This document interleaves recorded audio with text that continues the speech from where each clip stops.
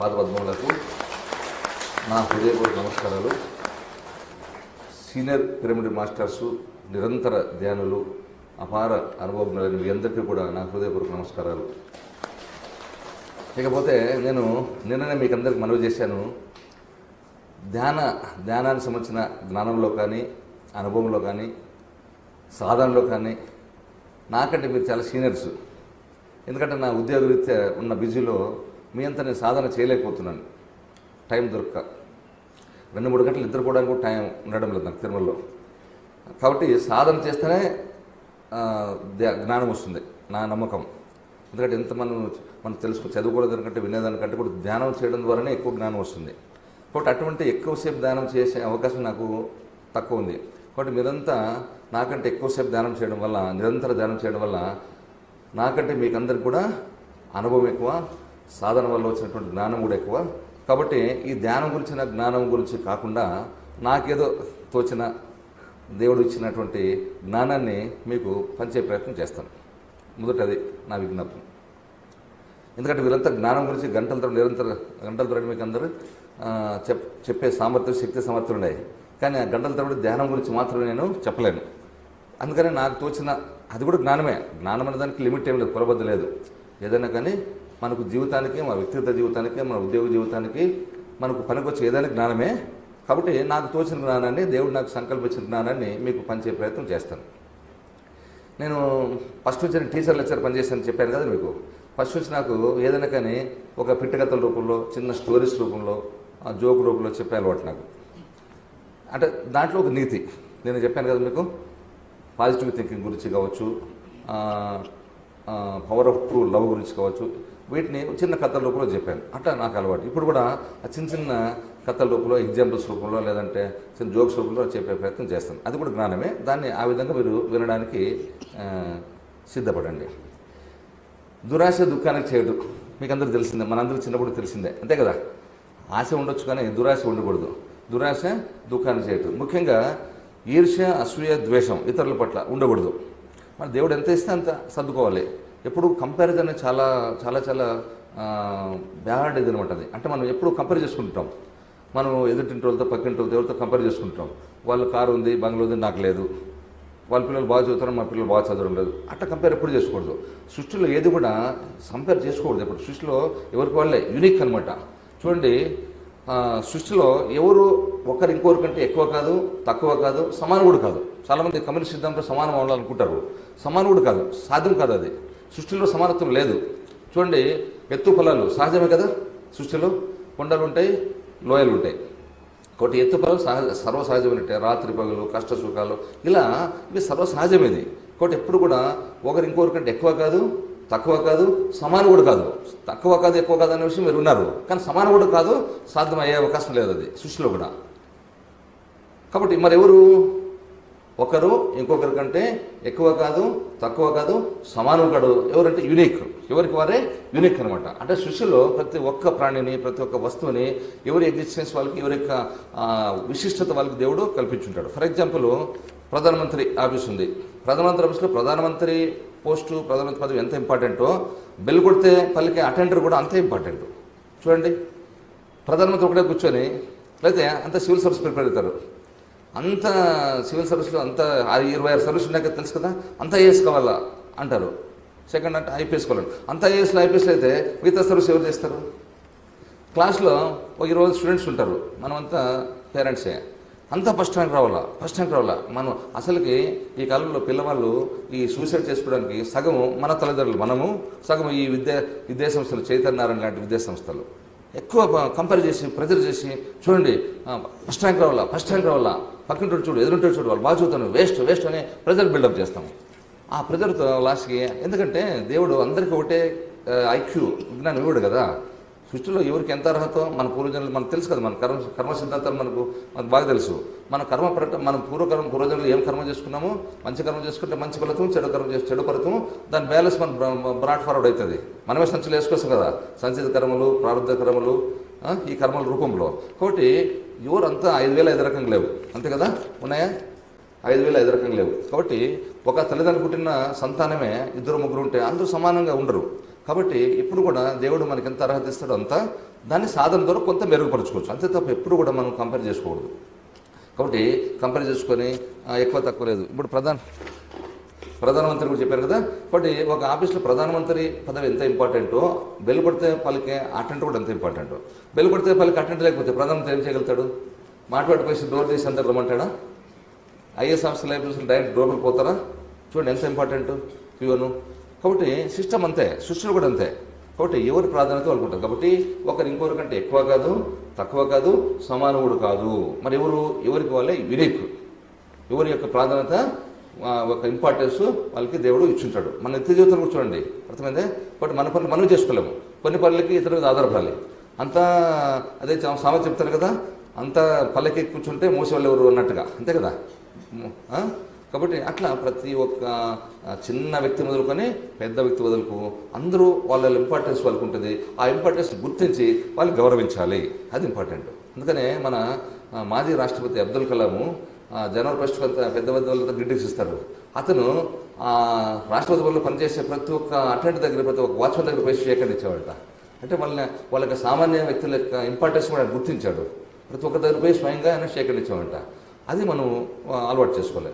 ఆ విధంగా కాబట్టి మనం ఈర్ష్య, ద్వేషాలు, అసూయలు, తర్వాత ఈ దురాశ ఇవన్నీ కూడా మనం ఉండకూడదు. ఆ దురాశ దుఃఖానికి చేయడం దానికి ఒక చిన్న కథ లాంటి చెప్తాం. ఇద్దరు ఆషాఢభూతులు లాంటి సాధువులు తపస్సు చేస్తున్నారు. అక్కడ ఒకటి కూడా తపస్సు చేస్తున్నారు. వాళ్ళిద్దరికి పడదు, ఎవరినంటే ఎవరికి విపరీతమైన ఈర్ష్య, ద్వేషము ఇదనమాట, శత్రువులాగా బాగా అర్థమే. కాబట్టి ఇద్దరు తపస్సు మొదలుపెట్టారు దేవుడి గురించి. దేవుడు మొదటి వ్యక్తి ప్రత్యక్షమయ్యారు. ప్రత్యక్షమైతే వాడు అనుకున్నాడు, స్వామి ప్రత్యక్షమైన బాగానే ఉంది, నేను కోరుకుంటే నాకంటే వాడు ఎక్కువ కోరుతాడేమో, ఎటువంటి ప్రశ్న జరగకూడదు. కాబట్టి ఫస్ట్ నేను కోరుకుంటే మీరు అట్లా లేకౌట్ చేస్తారు అక్కడ పోయి, వాడు అడుగుతాడు. కాబట్టి వాడు నాకంటే ఎక్కువ కోరుకుంటాడేమో, అది నాకు ఇన్సెక్యూరిటీ ఇది ఉంది. కాబట్టి ఫస్ట్ మీరు వాడి దగ్గర పోయి వాడిని కనుక్కొని వాడు ఏం కోరుకుంటాడో దాన్ని డబ్బులు ఇవ్వాలి నాకు. అంటే మీరు వాడు 1 కోటి కోరుకుంటే నాకు 2 కోట్లు, వాడు 10 కోట్లు కోరుకుంటే 20 కోట్లు అలా ఇవ్వాలా అని చెప్పినాడు. దేవుడు మనసులో చిన్న అనుకుని నీ కర్మ రానైనా అనుకుని వాడి దగ్గర పోయారు. వాడి దగ్గర పోయి వాడు ఇదంతా గమనిస్తున్నాడు. వాడు తక్కువ తిన్నాడా, వాడు ఇదంతా గమనిస్తున్నాడు. మొదటి వాడిని ప్రత్యక్షమాడు, వాళ్ళు గుసగుసలాడు. సరే వాడు, స్వామి నాకంతా అర్థమైంది, మొదట మీరు వాళ్ళ దగ్గర ప్రత్యక్షమారు, వాడేదో మీరు చెవు గూడు పట్టాన్ని చేశారు, ఏదో గుసగుసలాడు, మీకు ఏదో చెప్పాడు, ఫస్ట్ నాకు అది తెలియాలి, దాని తర్వాత నేను వరం కోరుకోడు, ఫస్ట్ అది చెప్పాలి. వాడు ఏం మాట్లాడారు, మీరు అడిగారు, మీరేం మాట ఇచ్చారు, నాకు అది చెప్పండి ఫస్ట్ అన్నట. ఏం లేదు, ఇంత రహస్యం లేదు, ఉండేది చెప్తాను. వాడు ఇట్లా అడిగారు, ఫస్ట్ నేను కోరుకుంటే నాకంటే వాడు ఎక్కువ కోరుకుంటాడేమో, కాబట్టి ఫస్ట్ వాని దగ్గర పోయేసి, అంటే నీ దగ్గరికి నువ్వేమి కోరుకుంటావు దాన్ని డబ్బులు ఇవ్వమన్నాడు. అంతే నాయన, దీంట్లో రహస్యం లేదని చెప్పినాడు. ఓహో అట్లా అరే వేదేవా, నాకంటే ఎక్కువ అంత ప్లాన్ చేసావా అని చెప్పేసి బాగా ఆలోచించేవాడు. వీడు 1 కోటి కొంటే 2 కోట్లు, 10 కోట్లు కొంటే 100 కోట్లు అయితే 200 కోట్లు. కాబట్టి లాభం వీడు నష్టపోతే దాని లాభం రాకూడదు. వాడు ఆలోచన ఏం చేసేవాడు, సో నాకు కన్ను తీసేయండి అన్న అంటే వాడికి ఏమో అన్ని కన్ను తీసేయాలి. చూసారా, చూడండి, ఇది ఈర్ష్య, ద్వేషం అనేది, అసూయ అనేది ఎలా ఉంటుంది. ఇది దురాశ దుఃఖాన్ని చేయటం కావచ్చు, లేదంటే ఈర్ష్య, ద్వేషం అనేది ఉండకూడదు.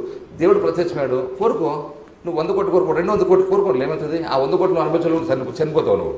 ఆ 100 కోట్లు 10 కోట్లు కూడా అనుభవించలేవు నువ్వు. నీకు అలా ఆల్రెడీ ఇట్లా ఈర్ష్య, ద్వేషం ఉంటాయి, నీకు ఆల్రెడీ షుగర్, బీపీ ఎంటర్ ఉంటాయి, అంతే కదా. మనకు ఇవన్నీ అరిషడ్ వర్గాలు అంటారు. కామ, క్రోధ, లోభ, మోహ, మద, మాత్సర్యాలు. ఇవన్నీ శరీరంలో ఉన్నప్పుడు, మనసులో ఉన్నప్పుడు మనకు అన్ని అనారోగ్యాలు వచ్చేస్తాయి. ఎప్పుడు కూడా మనసు ప్రశాంతంగా ప్రేమతత్వంతో ఈర్ష్య, ద్వేషం లేకుండా అట్లా ఉంటే మనకు ఇవన్నీ ఉండవు. కాబట్టి ఇవన్నీ ఉంటే ఆటోమేటిక్గా రోగాలు ఎంటర్ ఉంటాయి. వాడు 100 కోట్లు కోరుకో, 200, 1000 కోట్లు కోరుకో, వాడు ఎక్కువ కోరుకోరు, నీకేమి. కాబట్టి ఆ విశాల హృదయం లేకపోవడం వల్ల చూడండి ఎంత ద్వేషం లాస్ట్కి. వానికి కన్నపైన పడలేదు కానీ వానికి అంటే లాభం రాకూడదు, వానికి 2 కలుపుకోవాలి. చూసారా, కాబట్టి ఇద్దరు దురాశ వల్ల, ఈర్ష్య, ద్వేషం వల్ల, అసూయ వల్ల ఇద్దరు నష్టపోయారు. అది కాబట్టి ఈర్ష్య, ద్వేషం ఉండకూడదు అన్న దానికి ఇది ఒక చిన్న స్టోరీ. ఇటువంటి స్టోరీ లాగా నేను చెప్తూ ఉంటాను. ఇది ఒక జ్ఞానమే కదా. అంటే ఈర్ష్య ద్వేషం అనేది ఉండకూడదు, దురాశ అనేది ఉండకూడదు అన్నదానికి. ఓకేనా. మొదటి వాడు దురాశ పడ్డాడు, అంటే నాకంటే వాడికంటే నేను ఎక్కువ కోరుకోవాలా. కాబట్టి అట్లా అనుకున్నాడు వాడు.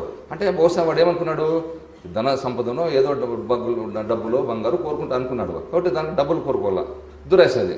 వాడు వీడేం చేసుకున్నాడు, ఒక కళ తీసుకున్నాడు, 2 కలుపుకున్నాయి, ఇద్దరు నష్టపోయారు కదా. అదేమో ఓకే.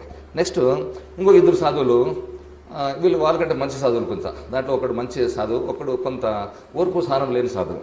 సరే, ఇద్దరు తపస్సు చేస్తున్నారు. నారదుడు, ఎవరు నారదుడు, తగులు పెట్టేసి మళ్ళీ చివరికి వచ్చి ఆయన తీరుస్తాడు, మళ్ళీ చివరికి ఆయన వచ్చేస్తాడు. ఓకే, ఆ తగులు పెట్టేసి తమాషా చూస్తుంటాడు, అంటే దైవ లీలలో భాగంగానే చేస్తాడు ఇదంతా అనుకోండి, మనం అర్థం చేసుకుంటే. కాబట్టి ఫస్ట్ తగులు పెడతాడు, చివరికి ఆయన ఎంటర్ అవుతాడు అనమాట, మళ్ళీ సుఖార్థం చేస్తాడు కదా. సరే, ఇద్దరు తపస్సు చేస్తున్నాడు సాధువులు. ఒక సాధువు చాలా భక్తిపరుడు, ఓర్పు సహనం గల వ్యక్తి. ఇంకో సాధువు భక్తి ఉంది కానీ ఓర్పు సహనం లేని వ్యక్తి. సరే, ఆ దారి గుండా నారదుడు పోతున్నాడు. ఆయన త్రిలోక సంచారి కదా, ముల్లోకాలు, వైకుంఠం, కైలాసం, బ్రహ్మలోకం. బ్రహ్మలోకంలో సత్యలోకం ఉంటాము, వైకుంఠంలో సత్యలోకంలో ఎవరు ఉంటారు, సరస్వతి, విష్ణువు ఉంటారు. మన విష్ణులోకంలో విష్ణువు, లక్ష్మి ఉంటారు. కైలాసంలో పార్వతి. ఈ త్రిలోక సంచారి కూడా తిరుగుతుంటాడు. సరే, అలా పోతుంటే ఫస్ట్ సాధువు లేచి నమస్కారం చేశాడు. ఏమైనా నేను తపస్సు బాగా జరుగుతుందంటే, మంచి స్వామి నేను బాగా చేస్తున్నాను తపస్సు, అయితే నాకు మీరు ఎక్కడ పోతున్నారు అంటే, నేను ఇట్లా కైలాసానికి లేదా వైకుంఠానికి విష్ణు దగ్గర పోతున్నాను దర్శనం అంటే, స్వామి ఒక చిన్న మనవి, ఇట్లా నేను తపస్సు చేస్తున్న విషయము స్వామికి నివేదించి, ఆల్రెడీ స్వామికి తెలిసి ఉంటుంది, ఇంకోసారి ఇట్లా పలానా వ్యక్తి ఎక్స్ అనే వ్యక్తి తపస్సు చేస్తున్న వ్యక్తి విషయం నాకు తెలియజేసి, నాకు దేవుడు ఎప్పుడు ప్రత్యక్షమవుతాడు అన్న విషయం ఒకటి కనుక్కొని చెప్పండి. మీరు అది కనుక్కునే విషయంలో విష్ణు ఏం చేస్తున్నాడు ఆ రెండు విషయాలు చెప్పండి, తిరిగి వచ్చినప్పుడు రిటర్న్ జర్నీలో. అది చెప్పాడు.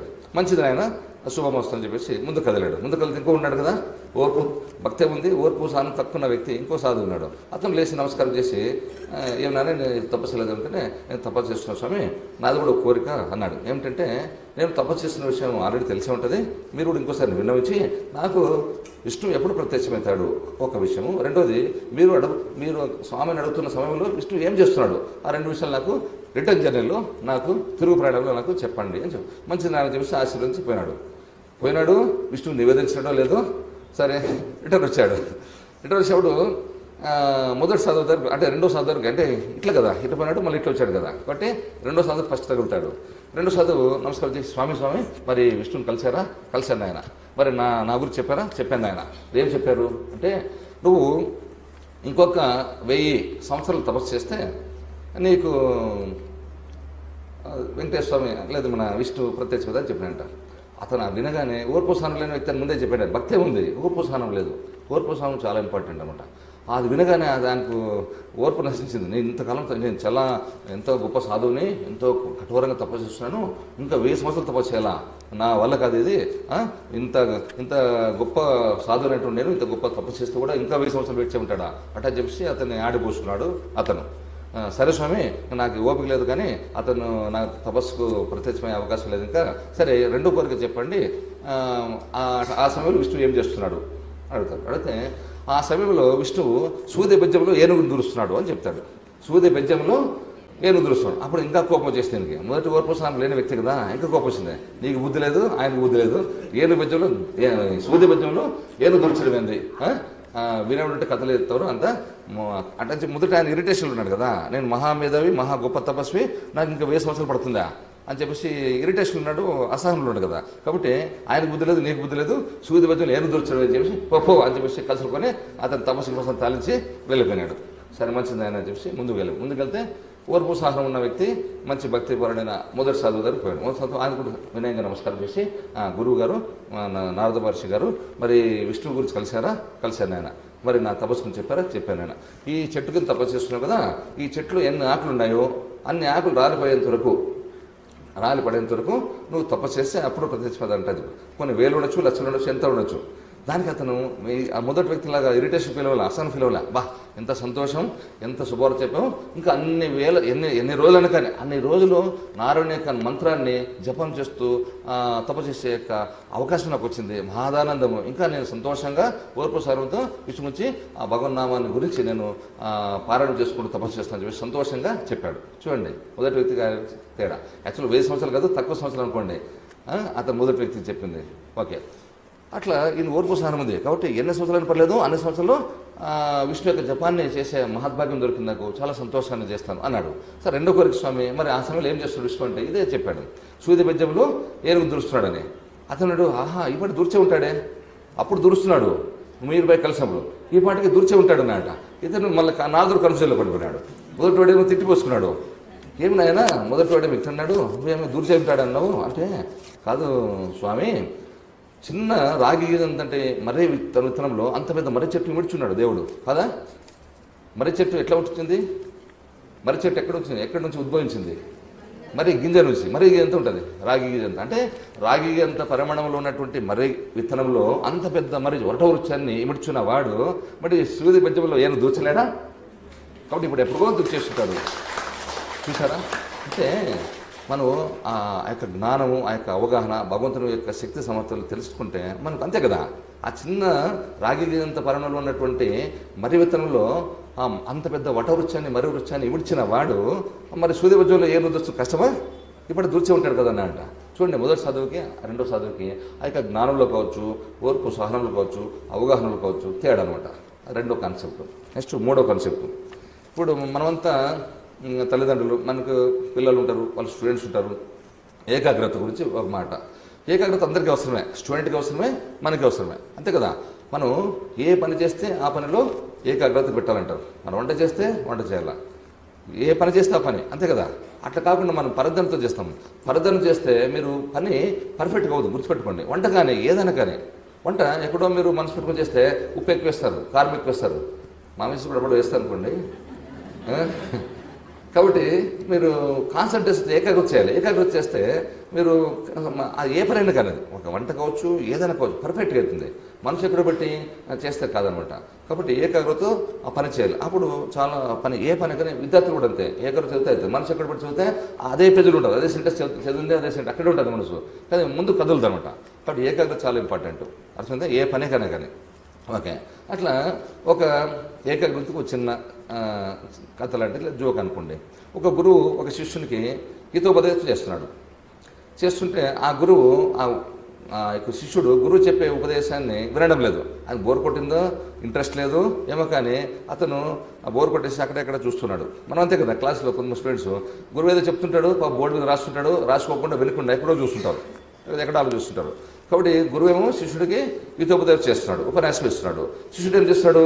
అక్కడెక్కడ చూస్తుంటే ఒక గోడ కనిపిస్తుంది, ఆ గోడకు ఒక కన్నం కనిపించింది, ఆ కన్నం ఎలక దూరే చూస్తున్నాడు. గోడకి ఒక రంధ్రము, ఆ రంధ్రం ఎలక దూరే చూస్తున్నాడు మనం మహానుభావుడు. సరే, గురువు ఈ విషయాన్ని గమనించాడు. శిష్య అన్నాడు, గురువు గారు అన్నారు. అతి విన్నాడు కదా. గురుగారు అన్నాడు, నా ఉపన్యాసం ఎంతవరకు వచ్చింది అన్నట. అంతా దూరింది గురువు గారు, తోడు మాత్రం మిగిలింది అన్నట. ఏం చూస్తున్నాడు? గురువు ఏం చెప్తున్నాడు, వాడేం చూస్తున్నాడు, ఏం వింటున్నాడు? గురువు ఉపన్యాసం చెప్తున్నాడు, వాడేమో రంధ్రంలోకి ఎలక దూరం చూస్తున్నాడు. అంత దూరం గురుగారు తోక అది కూడా చూసేయన్నాడంట. ఏం చేస్తాం? అట్లా ఏకాగ్రత ఉంటే మనకి మెదడు ఎక్కుతుందే. కాబట్టి ఏకాగ్రత చూడండి, ఏకాగ్రత వస్తుంది ఎన్నిసార్లు చెప్తే కూడా మీకు ఇట్లా అంటే నా యొక్క స్టైల్ ఇది. అంటే ఏమిటి, ఏకాగ్రత చాలా అవసరం అది అందరూ చెప్తారు, కానీ ఏకాగ్రత అవసరం దానికి ఎన్నిసార్లు చెప్పినా కూడా మీకు అంత మైండ్లోకి ఎక్కదు. ఈ జోక్ చెప్తే ఈ జోక్ మీ జీవితాంతం గుర్తుంటుంది. అది నాకు ఇష్టం అనమాట. అంటే ఒక కాన్సెప్ట్ని ఒక పిట్ట కథల రూపంలో, చిన్న జోకుల రూపంలో, చిన్న కథల రూపంలో చెబితే లైఫ్ లాంగ్ గుర్తుంటుంది మీకు. ఈర్ష్య ద్వేషం అంటే ఎలా ఉంటుంది, అత్యాశ ఎలా ఉంటుంది, చూడండి ఓర్పు సహనం ఎలా ఉంటుంది. ఇప్పుడు ఓర్పు సహనం మంచిది, ఈర్ష్య ద్వేషం ఉండకూడదు, ఎంత చెప్పినా కూడా అది ఎక్కదు, మీకు గుర్తుండదు. ఇప్పుడు చెప్పిన కథలు జీవితాంతం గుర్తుంటాయి. నాకు కూడా ఎవరో గురువు చెప్పిన కథలే, సొంతంగా వచ్చిన కథలేం కదా. కాబట్టి నాకు ఇట్లా ఈ చిన్న చిన్న కథల లోపల, చిన్న చిన్న జోకుల లోపల నీతిని చెప్పే అలవాటు నాకు అనమాట. ఓకే, నెక్స్ట్ మూడో కాన్సెప్ట్ ట్రాన్స్లేషన్. అనువాదం చేస్తాను కదా ఒక క్లాస్ రూమ్లో, నేను టీచర్ లెక్చర్ పనిచేస్తాను చెప్తున్నా కదా. ఒక క్లాస్ రూమ్లో ట్రాన్స్లేషన్ లా జరుగుతుంది, అనువాదం క్లాసు, తెలుగు టు ఇంగ్లీషు. ఓ టీచరు విద్యార్థిని లేపి, బాబు నేను ఒక వాక్యం చెప్తాను తెలుగులో, నువ్వు ట్రూ ట్రాన్స్లేట్ చేయాలా, అంటే యథాతథంగా అనువాదం చేయాలా అన్నాడంట. మంచిది అని లేచి వెళ్ళిపడ్డాడు. ఏం చెప్పాడు తెలుగు వాక్యము? మేకలు మరియు గొర్రెలు కలిసి అడవులకు వెళ్ళాను. ఇది తెలుగు వాక్యం. మేకలు మరియు గొర్రెలు కలిసి అడవులకు వెళ్ళాను. దీన్ని ట్రూ ట్రాన్స్లేట్ చేయమన్నట, యథాతథంగా అనువాదం చేయమన్నట. వాడు తల గొప్పని, వాడు ఎండాకాలం వానకాలం చదువు, వానికి అంతంత మాత్రం జ్ఞానము. మేకలు ఏమన్నాడో తెలుదు ఇంగ్లీష్లో, గొర్రెలు ఏమన్నాడో తెలుదు, అడవులు ఏమన్నా అంతకంటే తెలుదు. వాడు తల గొప్పని ఇలా చెప్పేశాడు, మేకల్స్ అండ్ గొర్రెల్స్ వెంట్ టు ది కొండల్స్, మేకల్స్ అండ్ గొర్రెల్స్ వెంట్ టు ది అడవుల్స్ అని చెప్పేశాడు. మరి తెలియదు కదా, ఏం చేస్తాడు? మేకలు ఏమన్నా ఇంగ్లీష్లో మేకలు ఏమన్నా తెలియదు, గొర్రెలు ఏమన్నా అంతకంటే తెలియదు, అడవులు ఏమన్నా అంతకంటే తెలియదు. మరి ఏం చేయాలా? ట్రూ ట్రాన్స్లేట్ చేయమన్నాడు, చెప్పేశాడు ఇట్లా. చూసారా? ఇట్లా అనమాట. కాబట్టి ది రైన్ ఈజ్ కమ్మే, అంటే వర్షము రానే వచ్చాను. దీని ట్రూ స్ట్రక్చర్ చెప్పన్నాడు, వర్షం రానే వచ్చాను. ఏం చెప్పదు దానికి, ది రైన్ ఈజ్ కమ్మే కమ్ము అని చెప్పాడు. ది రైన్ ఈజ్ కమ్మే కమ్ము. ఎట్లా అంటే నేను టీచర్గా పనిచేసిన కాబట్టి కొంత నేను పనిచేసినప్పుడు ఎప్పుడో నాకు టీచర్లు ఎవరు చెప్పింటారు, అవి ఇప్పుడు గుర్తుపెట్టుకొని మీకు చిన్న తమాషగా, ఎందుకంటే సీరియస్గా ఇప్పుడు ఉండడు కదా, కొంత తమాషలోనే హ్యాపీగా జ్ఞానం తెలుసుకోవాలి. ఇది ఒకటి, 3 కాన్సెప్ట్లు అయిపోయినాయి. Next problem solution. ఇప్పుడు సమస్య లేని మనవుడు ఉంటాడా? సమస్య అందరికి వస్తుంది కదా, పరిష్కారం కూడా ఉంటుంది లేదా? సమస్య మ్యాథమెటిక్స్ ఏం చెప్తాం మనకు? మ్యాథమెటిక్స్ అందరూ చదువుకున్నారు చిన్నప్పుడు. Mathematics plus into minus 2 + 2 a+b whole square, mathematics తెలుసు కదా, కూడెక్లు తీసివేతలు. మ్యాథమెటిక్స్ ఏం చెప్తుంది మనకు? For every problem there is a solution. Mathematics చెప్పే ప్రధానమైన సూత్రం ఏంటి, నీతి ఏమిటి మనకు? For every problem there is solution, no problem without solution. అదేనా? సొల్యూషన్ లేని ప్రాబ్లం లేదు, పరిష్కారం లేని సమస్య లేదు. అంతే కదా మ్యాథమెటిక్స్ చెప్పేది. మ్యాథమెటిక్స్ చెప్పే సూత్రం అది. మ్యాథమెటిక్స్ బాగా గుర్తుపెట్టుకోవాల్సింది అదనమాట. ఓకేనా? For every problem there is solution. చూడండి, సమస్య పరిష్కారం లేకుండా సమస్య దేవుడు ఇవ్వడు, సృష్టించాడు. భగవంతుడు మన సృష్టిలో కూడా పరిష్కారం లేని సమస్య ఇవ్వడు అసలు మనకు. భగవంతుడు అంత విశాల దేవుడు, అంత గొప్పవాడు. కాబట్టి మన నిత్య జీవితంలో కూడా మన సమస్య ఇచ్చినట్టే ఖచ్చితంగా పరిష్కారం ఉంటుంది. అయితే మనం ఓర్పు సారంతో మనం దాన్ని పరిశోధించి ఆ పరిష్కారాన్ని లేదంటే దీన్ని కనుగోవాలి మనం. అది అక్కడ ఉంది అనమాట. అర్థమైందే? ఇప్పుడు ఓకే సారీ, ఇదే నా పోలీసులో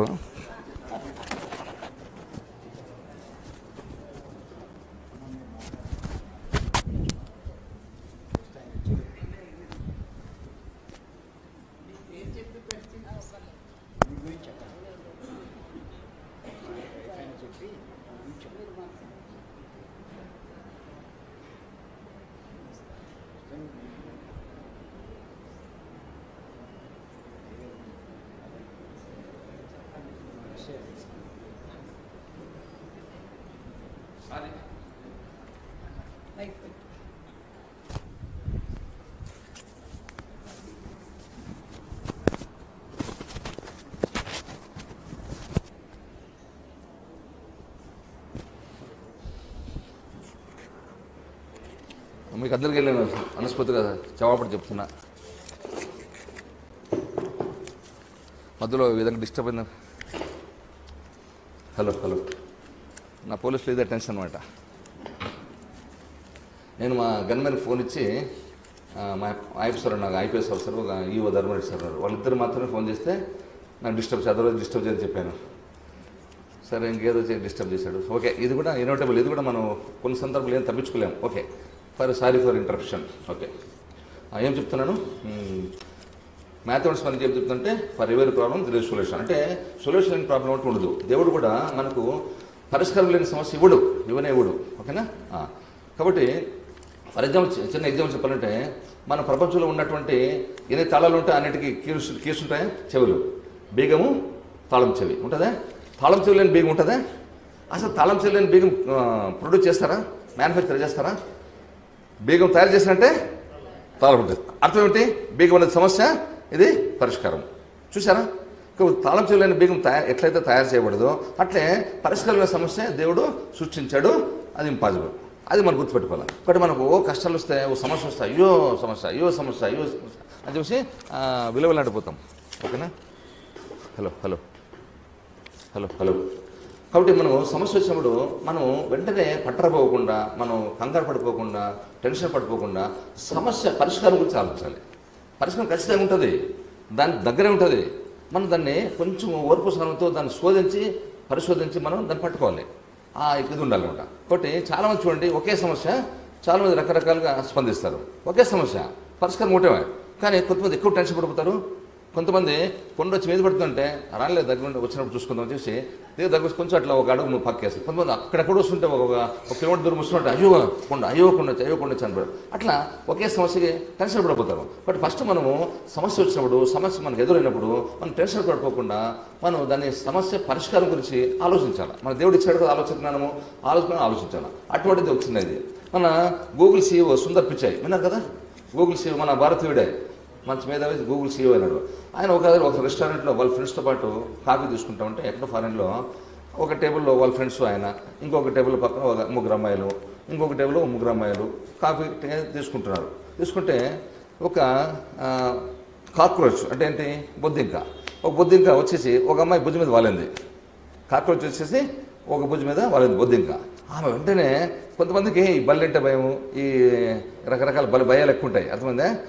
కథ కూడా చెప్తారులే, అంత భార్య భర్త దేనికి భయపడతారు అని అది మళ్ళీ చెప్తాను ఎప్పుడన్నా, కథ కూడా చెప్తారు. అట్లా ఆ బొద్దుకి వచ్చి మీద పడిపోతానే ఆమె భయంకరంగా అయ్యో అయ్యో అని చెప్పేసి టెన్షన్ పడిపోయి గట్టి కేకులు వేసి హలో ఆ బొద్దుకి చూసినారు. ఆమె భయంకర కేకులు వేసేది అంట, అట్లా గట్టి కేకులు వేసేసి అయ్యో బొద్దుకి పడిపోయి చెప్పేసి గట్టి కేకులు వేస్తూ అంతా జంప్ చేసి కేకులు వేసింది అనమాట భయంతో. ఓకే, ఈలోగా ఆ డిస్టర్బెన్స్కి ఆ బొద్దుకి వచ్చి ఇంకొక అమ్మాయి భుజం మీద పోయింది. ఆమె కూడా అంతే, ఈమెకి డబ్బులు యాక్షన్ చేసేసింది, ఇంకా భయ కంప్యూటర్ లాస్ట్కి అంతా చేసేసింది. ఈలోగా ఆ యొక్క డిస్టర్బెన్స్కి అది ఎగిరిపోయి మళ్ళీ బేరర్ వస్తాడు కదా, వీళ్ళు ముగ్గురికి 3 టేబుల్స్కి టీ సప్లై చేసే బేరర్ వస్తాడు కదా, ఆ బేరర్కి భుజం మీద పోయింది. వీళ్ళిద్దరిలాగా అతను ఏమీ టెన్షన్ పడలే, అతను ఇట్లా చూసినాడు, మెల్లగా కిడ్నీ దొరికినాడు, ఇట్లా తీసేలా వదిలేశాడు. చూసారా, సమస్య ఒకటే, స్పందన రియాక్షన్. వీళ్ళిద్దరూ ప్రాబ్లంకి వీళ్ళిద్దరూ రియాక్ట్ అయినారు, అతను రెస్పాండ్ అయ్యాడు. Reaction negative, respond is positive అనమాట. అంటే మన సమస్య వచ్చినప్పుడు సమస్య గురించే కంగారు పడిపోతాము, దాని పరిష్కారం ఉండే ఉంటుంది. ఏమిది, అదే పామా తాజ్పాము కరుస్తుంది ఏమన్నా కాదు కదా. కాబట్టి ఆ విషయం తెలుసుకుంటే ఏముంది, పడితేనే ఏమైనా ఏమవుతుంది, ఏమి కాదు కదా. కాబట్టి వీళ్ళిద్దరూ రెస్పాండ్ అయ్యారు, నెగిటివ్గా రియాక్ట్ అయ్యారు, అతను పాజిటివ్గా రెస్పాండ్ అయ్యి అట్లా కిట్టి తరపు మెల్లకి తీసి అట్లా వదిలేశాడు. అట్లా ప్రాబ్లంని ఎదుర్కొనే విధానం అదనమాట. అర్థమైంది కదా. కానీ నిత్య జీవితంలో కూడా మనకు ఎన్నో సమస్యలు వస్తాయి, కానీ వాడు ఎదుర్కొనే ఓర్పు నేర్పు ఆ చాకచక్యం మనకు ఉండాలి. అట్లా మనం చిన్న సమస్యలు కూడా ఒక్కోసారి పెద్ద పట్టణమైపోతాం. ఇది ఎందుకు సూసైడ్లు ఎలా జరుగుతాయండి, సూసైడ్స్ పెద్దవాళ్ళకి ఎలా జరుగుతాయి, చిన్న సమస్యలే. మేము పోలీసులు నాకు బాగా కొన్ని 100 సూసైడ్లు చూశాను నేను, కొన్ని 100 సేవలు ఊరేసుకునే చేతులు దించాను నేను. స్టూడెంట్స్ కూడా, ఒక అమ్మాయి నేను కడపలో రూరల్ సేపని చేస్తాడు, అక్కడ ఇంజనీరింగ్ కాలేజ్ చెప్పుకుండే, ఒక అమ్మాయి ఆ రోజు బర్త్డే ఉదయం అంతా పోసి చాక్లెట్ స్వీట్స్ అంతా పంచింది. నేను మధ్యాహ్నం నేను రాను, మీరు రెస్ట్ తీసుకుంటే మీరు ఫోన్ ఒక రూమ్లో 4 స్టూడెంట్స్ ఉంటే వాళ్ళకి క్లాస్ పంపించింది. తర్వాత ఊరేసుకొని చనిపోయింది. నా చేతిలో చాలా తెచ్చాను అనుకోండి, నేను స్వయంగా నా చేతిలో ప్రాణాలు పోయి చూశాను, యాక్సిడెంట్లో కానీ అక్కడ కానీ చాలామంది.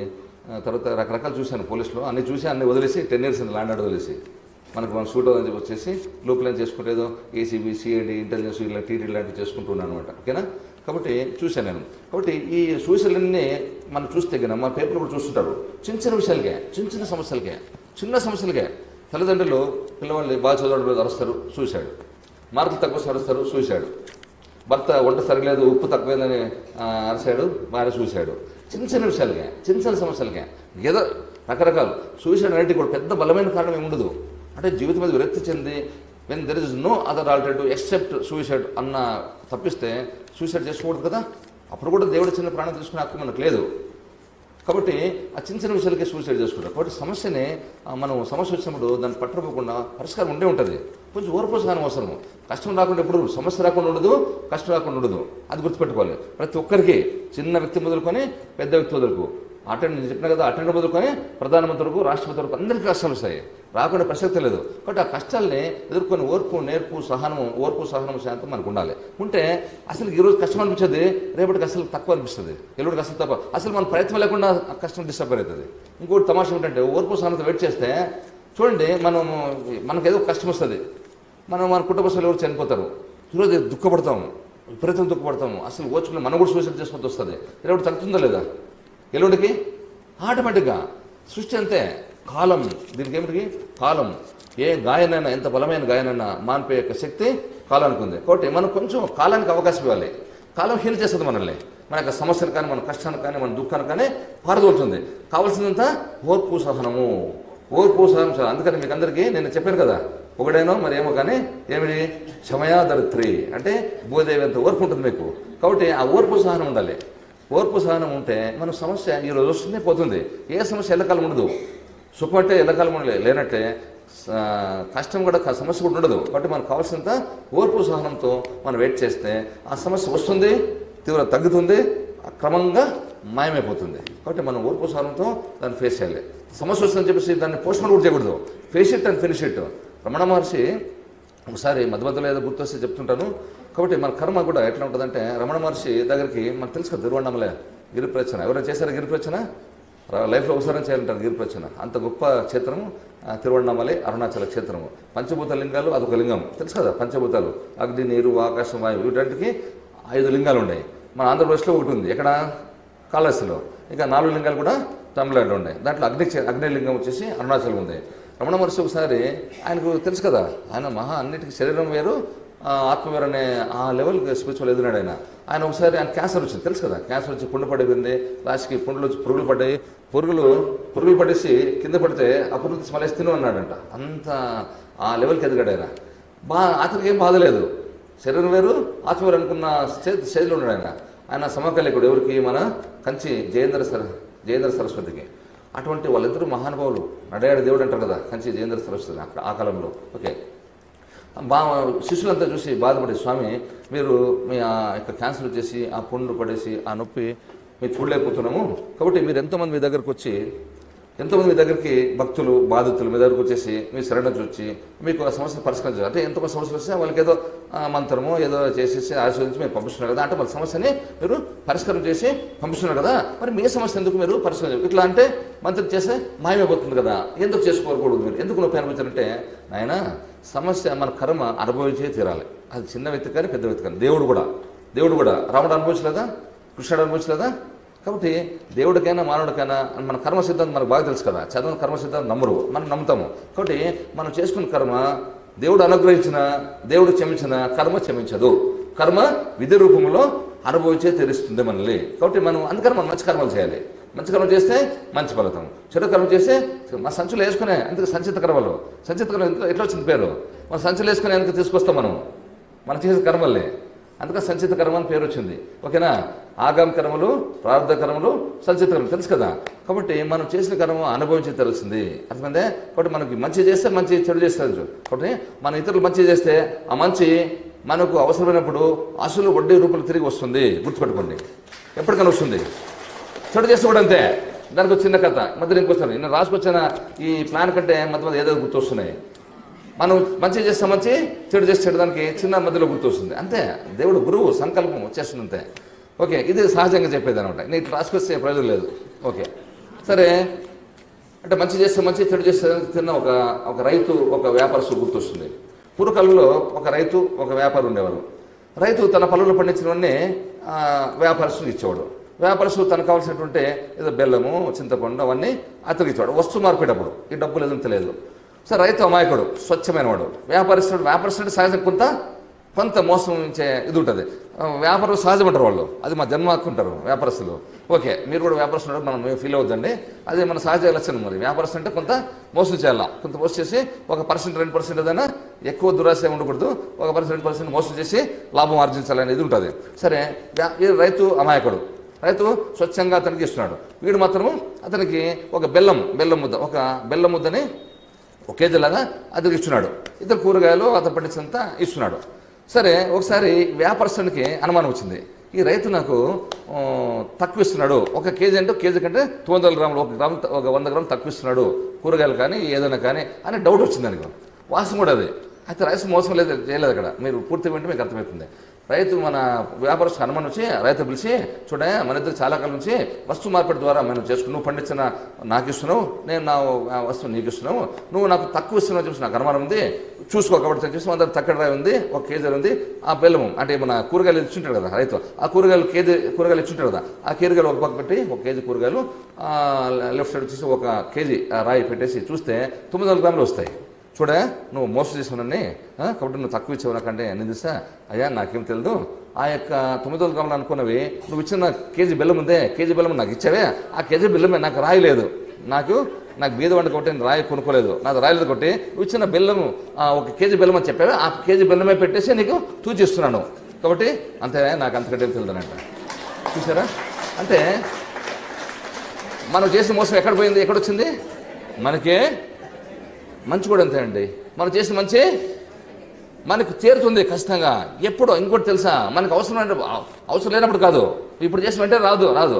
మనకి ఎప్పుడు అన్ఎక్స్పెక్టెడ్ టైమ్స్లో, మనకు ఆపదలో ఏదో రూపంలో మనకి నీకు సాయం చేస్తాము, నువ్వే నాకు చేయక్కర్లే, ఏదో రూపంలో నాకు నేను చేసే సహాయము ఏదో రూపంలో నాకు అవసరమైనప్పుడు ఖచ్చితంగా వచ్చి తీరుతుంది. ఎట్లా? అసలు ప్లస్ వడ్డీతో వస్తుంది. మనం 100 రూపాయలు ఇస్తే 100 రూపాయలకి 2 రూపాయలు వేసుకుంటారు, 10 రూపాయలు వేసుకుంటే మీ ఇష్టం. వడ్డీ తర్వాత వచ్చి తీరుతుంది. ఇది ఛాలెంజ్ అనమాట. మీరు చూడండి, ఇతరులకు సాయం చేయండి, మీకు ఏదో టైంలో మీకు అసలు ప్లస్ వడ్డీతో సహా వచ్చి తీరుతుంది. మనం చేసే మంచి కానీ మనం చేసే ఏదైనా కానీ మనకు మంచి చేసే మంచి, చెడు చేసే చెడు అంతే వస్తుంది, ఇంకా చెడు ఎక్కువ వస్తుంది. అర్థమైందా? చెడు ఎక్కువ వస్తుంది, గుర్తుపెట్టుకో. కాబట్టి మనం మంచి చేస్తే మంచి, చెడు చేసాడు మనకు తిరిగి వస్తుంది అన్నదానికి ఈ ఎగ్జాంపుల్ ఇది. వాడు వ్యాపారస్తుడు రైతును మోసించాలని చెప్పేసి కేజీ కంటే తక్కువ తూచి ఇచ్చాడు. ఏమైంది? అది ఆ మోసం ఎక్కడొచ్చింది? అతనికే చేరింది. చెడపొక్కున చెడుదవు అని సామెత ఉన్నాం కదా. కాబట్టి అది గుర్తుపెట్టుకోవాలి. మనం లాస్ట్కి ఎక్కడో వెళ్ళిపోయాం. మనం ఒకసారి ఎక్కడో వెళ్ళిపోతుంటాము. ఎక్కడ వెళ్ళిపోయాం ఇప్పుడు? ప్రాబ్లం సొల్యూషన్ కదా.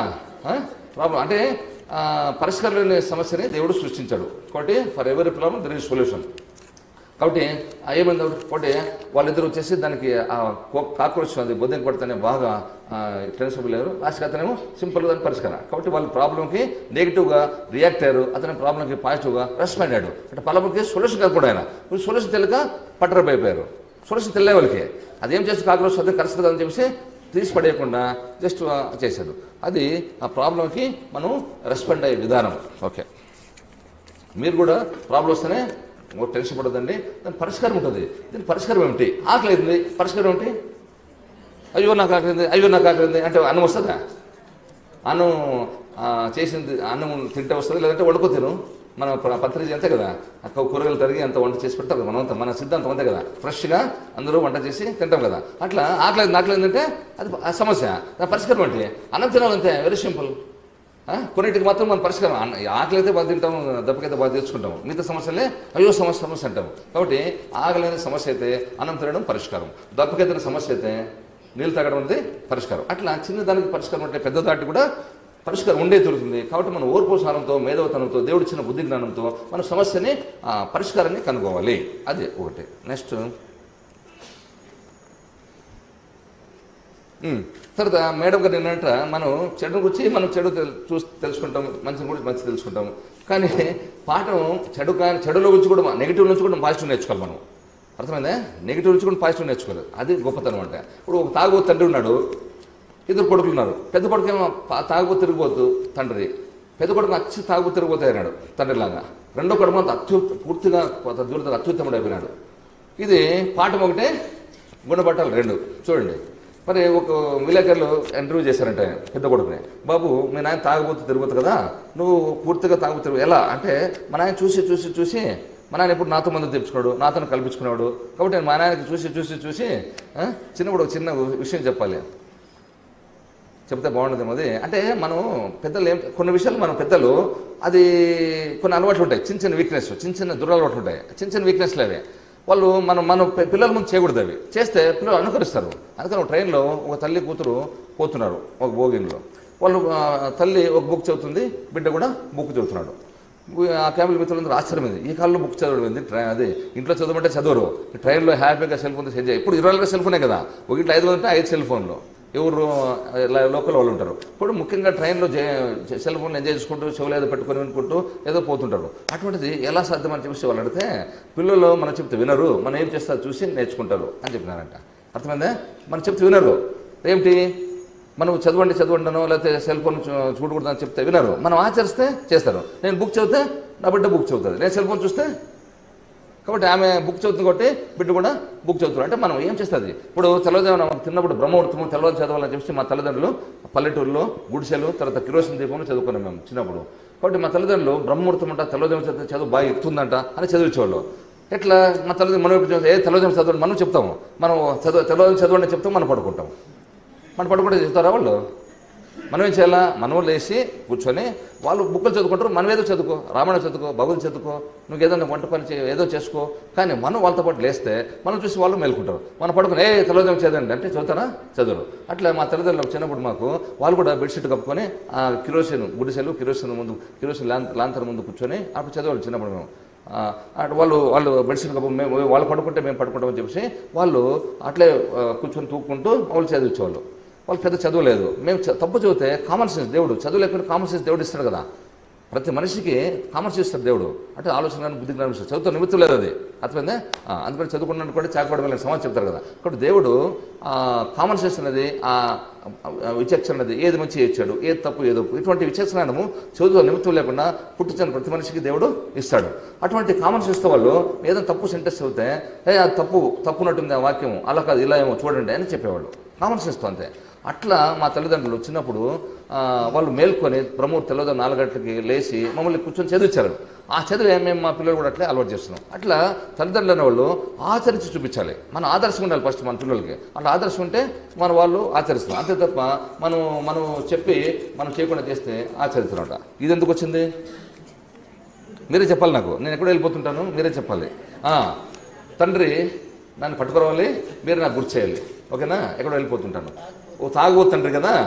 చూడండి పాఠం ఒకటే లేఖలు ఇంటర్వ్యూ చేస్తాడు. బాబు నువ్వు ఎలా తాగుతుంటే మా నాయన చూసి చూసి చూసి చూసి అసలు విషయం చెప్పలే. మా తాతగారు ఆ కాలంలో పెద్ద కాళ స్పీడలని చిన్న కాళ స్పీడలని ఉండేవి. పెద్దవాళ్ళు తెలుసు. పెద్ద కాళ స్పీడలని ఇట్లా తాగేవాళ్ళు. అప్పుడు ఇట్లా పట్టుకొని ఇట్లా తాగేవాళ్ళు. పూర్వకాలంలో మీకు పెద్దవాళ్ళు తెలుసుంటుంది. మామూలు ఇట్లా తాగుతాం సిగరెట్ బీడలు. ఆ కాలంలో ఇట్లా పట్టుకొని ఇట్లా తాగేవాళ్ళు. పాత వాళ్ళు, ముసలి వాళ్ళు, చుట్టాలు కానీ బీడలు కానీ. పెద్ద కాళస్ బీడి చిన్న కాళస్ బీడి అని పొడవు ఏదో ఉండేవి అవి. నాకు చిన్నప్పుడు గుర్తు. చుట్టాల్లో ఆ కాలం మీరు రాయలసీమలో చుట్టాలు లేవు కానీ అవి ఎక్కడో పెద్ద కాళస్ బీడి చిన్న కాళస్ బీడి అని పెద్దవి ఉండేవి. వాళ్ళు ముసలి వాళ్ళు ఆ కాలం వాళ్ళ స్టైల్ అది. ఇట్లా పట్టుకొని మధ్యలో ఇట్లా తాగేవాళ్ళు. ఓకే.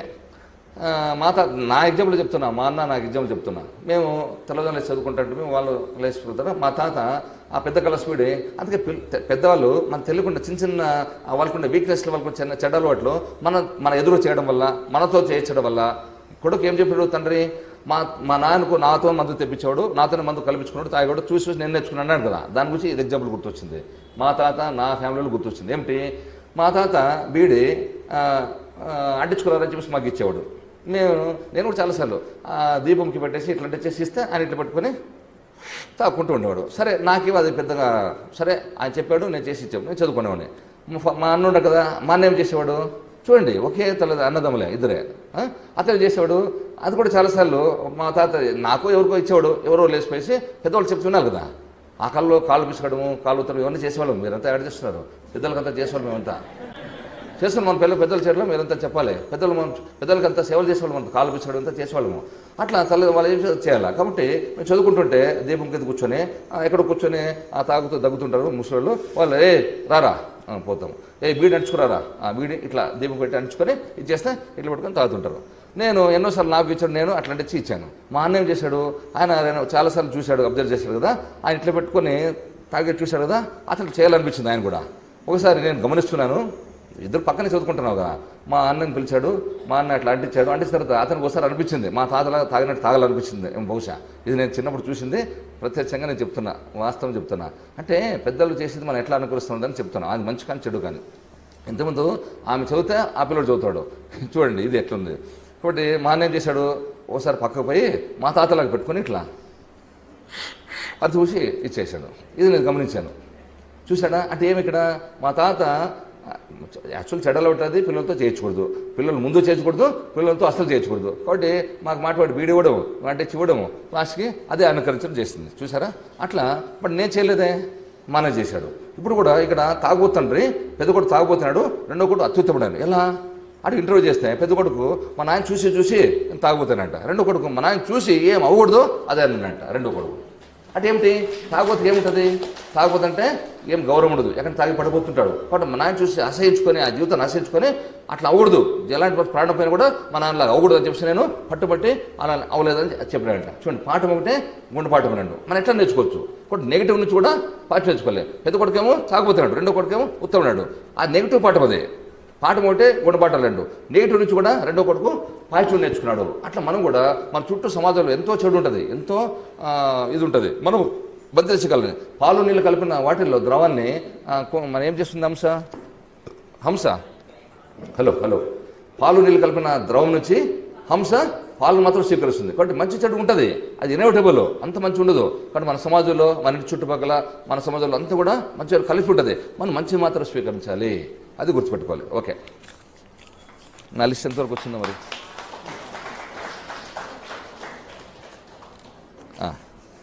నెక్స్ట్ లిస్ట్ దాదాపు అయిపోయింది. చిన్న ఆరోగ్య సూత్రాలు చెప్తాను. దాని తర్వాత మన పిల్లల పెంపకం, మన తల్లిదండ్రులు, మన పిల్లలు ఎలా చూసుకోవాలి, టు అవాయిడ్ సూసైడ్స్ అనేది చెప్తాను. దానికేమి లిస్ట్ అవసరం లేదు, చెప్పేస్తాను. ఇప్పుడు ఆరోగ్య సూత్రాలు, చిన్న ఆరోగ్య సూత్రాలు, నేను పాటిస్తున్న ఆరోగ్య సూత్రాలు. మనం రాత్రి పడుకునే ముందు ఎంతమంది పళ్ళతో పడుకుంటారు?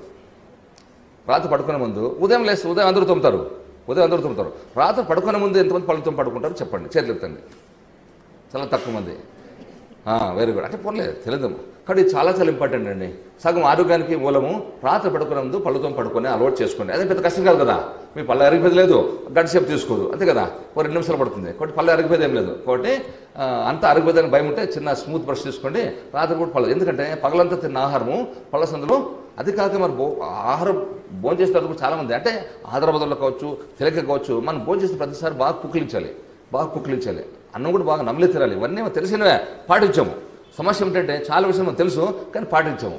ఏదో పరధ్యానంలో కావచ్చు, అవేర్నెస్ లేకపోవడం చేసు. కాబట్టి మీరు రాత్రి పడుకునేందు పళ్ళ సందు, ఎందుకంటే రాత్రి అంతా కూడా ఆ పళ్ళ సందులో ఇరుక్కుపోయిన ఆహారము అదంతా మురిగిపోయేసే లాస్ట్కి పళ్ళు దెబ్బతిని ఇదైతాయి. కాబట్టి రాత్రి పూట మీరు పడుకునే ముందు పళ్ళుతోమే పడుకోండి. సరే, పళ్ళతో పడుకున్న తర్వాత తెల్లవారుజాము లేచిన తర్వాత ఏం చేయాలి? తెల్లవారుజాము లేచిన తర్వాత రాత్రి పడుకునే ముందు 1 గంట ముందు కావచ్చు, అరగంట ముందు కావచ్చు, 2 గ్లాసులు వేడి నీళ్ళు తాగి పడుకోండి. 2 గ్లాసులు వేడి నీళ్ళు తాగి పడుకోండి. ఎందుకంటే రాత్రి మీరు పడుకుంటారు కదా, ఆహారం బాగా అరిపోవాలి కదా. వేడి నీళ్ళు, ఆ 2 గ్లాసులు వేడి నీళ్ళు రాత్రి అంతా ఆహారాన్ని బాగా అరిగిస్తుంది అనమాట. కాబట్టి రాత్రి పళ్ళతో పడుకోండి, 2 గ్లాసులు వేడి నీళ్ళు తాగి పడుకోండి. రాత్రి చేసేయాలి పని. తర్వాత ఉదయం లేస్తానే ఏం చేయాలి? ఉదయం లేస్తే అందరూ కూడా ఉదయం లేస్తేనే వేడి నీళ్ళు తాగాలి అందరూ చెప్తారు. వేడి నీళ్ళు ఎట్లా తాగాలి? పళ్ళు తోమి తాగాలా, పళ్ళు తోమకుండా తాగాలా? తోమకుండా తాగాలి. ఏం సార్ తోమకుండా స్మెల్ వస్తుంది అంటే, రాత్రి పళ్ళు తోమితే నేను చెప్పినట్టుగా స్మెల్ రాదు.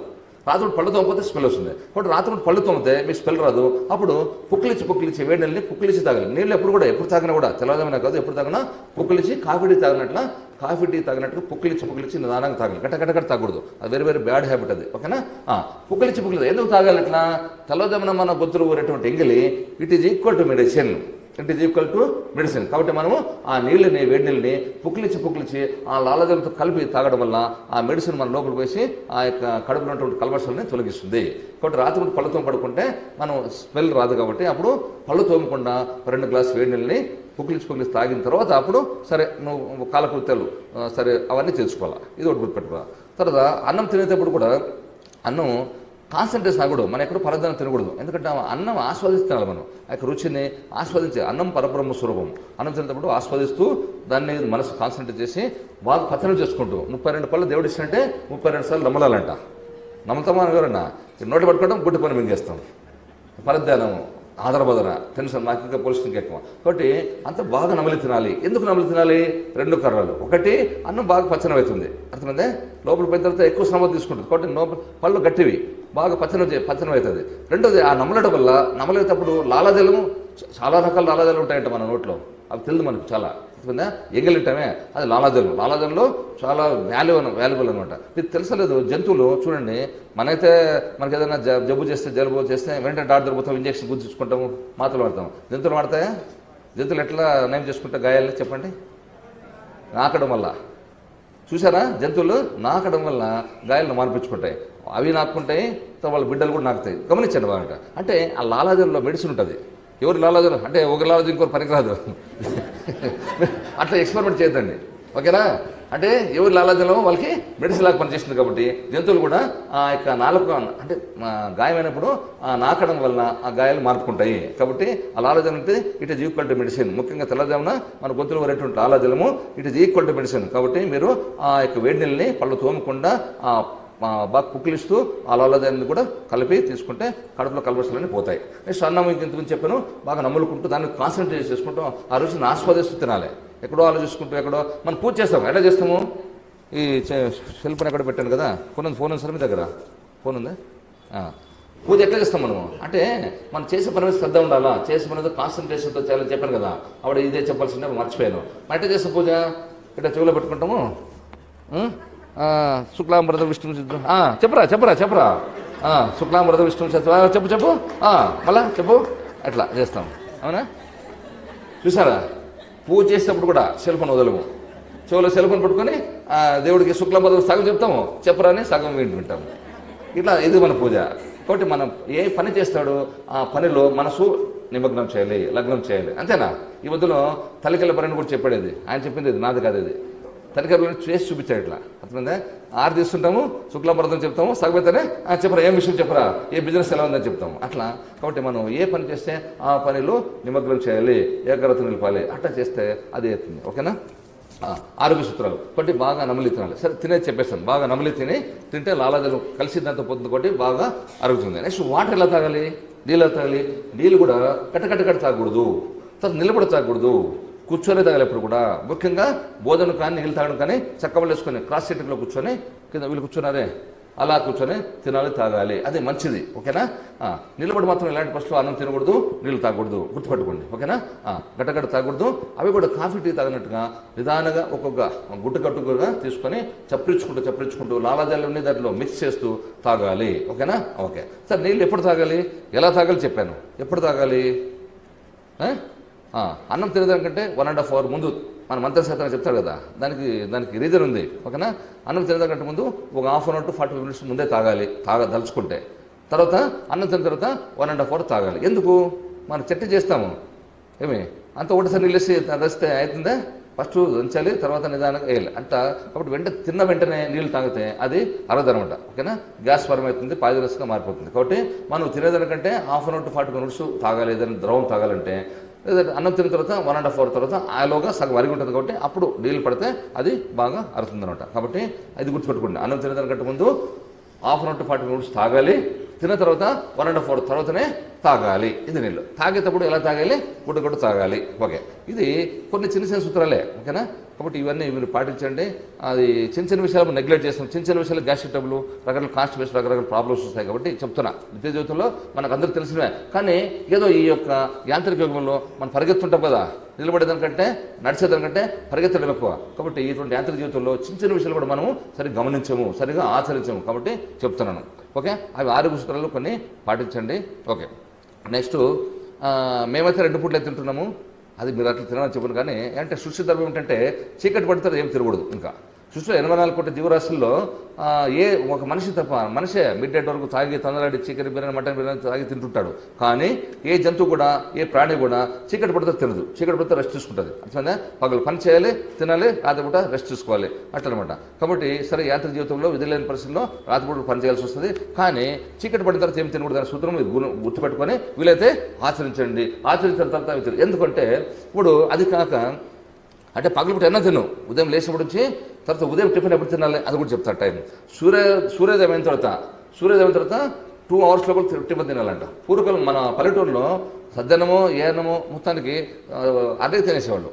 సూర్యోదయం అయిన తర్వాత టిఫిన్ మనం 10, 11 ఎప్పుడో తింటాం. అట్లా కాదు. సూర్యోదయం ఎప్పుడైతుంది 5:30, 6 అనుకోండి, దాని తర్వాత 2 hours తినేసేయాలంట. గుర్తుపెట్టుకోండి. అది భోజనం తింటామో టిఫిన్ తింటామో మొత్తానికి సూర్యోదయం అయిన తర్వాత, సన్ రైజ్ అయిన తర్వాత 2 hours తినాలంట.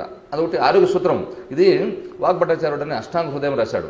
చరకుడు శిష్యుడు చరకుడు తెలుసు కదా, ఆయుర్వేద పితామహుడు. చరకుడు శిష్యుడు వాగ్భటాచార్యుడు. వాగ్భటుడు అష్టాంగ హృదయం రాశాడు. ఒకసారి చరకుడు అలా శిష్యులంతా కూర్చుంటే, నాయన మన తినే ఆహారం ఎలా ఉండాలి చెప్పండి అన్నాడంట. అప్పుడు వాగ్భటాచార్యుడు లేచి వాగ్భటుడు హిత బుక్, మిత బుక్, ఋతు బుక్ అన్నాడంట. చూడండి ఎంత సింపుల్గా చెప్పాడు. హిత బుక్, మిత బుక్, ఋతు బుక్. సంస్కృతంలో హిత బుక్ అంటే మన హితాన్ని చేసేది తినాలి. ఏం హితం చేసేది? పిజ్జాలు, బర్గర్లు, ఇవే ఐస్ క్రీమ్లు హితం చేస్తాయా? మన సాంప్రదాయ ఆహారము హితం చేస్తాయి. ప్యూర్ వెజిటేరియన్, ఆకుకూరలు, కూరగాయలు, పళ్ళు, ఏమిటి చిరుధాన్యాలు, మన కాదరవాళ్ళు చెప్తాడే మిల్లెట్స్, రాగులు, జొన్నలు, సజ్జలు, వీటికంటే ఇది కూరలు ఉంటాయి కదా, అటువంటివి అంటే బాగా ఫైబర్ ఉండే ఫుడ్ ఇవన్నీ తినాలి. ఈ హితం చేసేది తినాలి. హిత బుక్ అంటే హితం చేసేది బుక్ అంటే తినాలి. నెక్స్ట్ మిత బుక్, మితంగా తినాలి. మనం రుచి ఉంటే మన టైం, నేను కూడా అంతే అనుకోండి. మా భార్య కొంచెం బాగా చేస్తుంది వంట, కర్ణాటక, బాగా మంచి టేస్ట్గా చేస్తుంది. నాకు ఏం అవసరం లేదు పెద్దగా, మంచి ఆకుకూర పప్పు, మంచి వేడివేడి అన్నం మల్లెపూలాగా చేస్తే టెంప్ట్ అయితే తినేస్తుంటారు, తట్టలాగా చేస్తుంటారు. కాబట్టి బాగా రుచి. కాబట్టి నేను లావడానికి మా భార్య కూడా ఒక కారణం అండి. బాగా రుచిగా వండబెడుతుంది, కొంచెం బాగా రుచికుంటే ఎక్కువ తినే టైప్ నేను కూడా. కాబట్టి మనం మిత బుక్ అన్నాము. ఏమిటి అంటే మితంగా తినాలి. ఎంత రుచికున్నా కూడా మితంగా తినాలి. మనం ఏమిటి రుచికుంటే 2 ముద్దలు ఎక్కువ లాగించే టైప్ అనమాట. ఓకేనా? కాబట్టి అది కూడా బ్రాహ్మణ భోజన ప్రియ అని కూడా అంటారు కదా, అది కూడా ఇంకో జోక్ వస్తుంది. డివైసెస్ ఎక్కువ ఉంటాయి, మీరేమనుకోద్దండి. ఇప్పుడు బ్రాహ్మణ భోజన ప్రియ, బ్రాహ్మణ భోజనం అంటే ఇష్టం కదా, ఇప్పుడు ఫుల్గా భోజనం చేశాడంట బ్రాహ్మణుడు, ఎవరో ఒక ఆయన మన సోదరుడే. Hello hello hello hello hello hello hello ఫుల్గా భోజనం చేశాడు, భుక్తాయాసం వచ్చింది, అనిపిస్తుంది. హలో ఫుల్గా కడుపు నిండా పీకల దాకా అంటారే, పీకల దాకా పీకేసాడు, బ్రాహ్మణ భోజనం పే కదా, ఫుల్గా తినేసాడు. తిన్న తర్వాత ఏమొస్తుంది? భుక్తాయాసం వస్తుంది. భుక్తాయాసం వస్తుంది.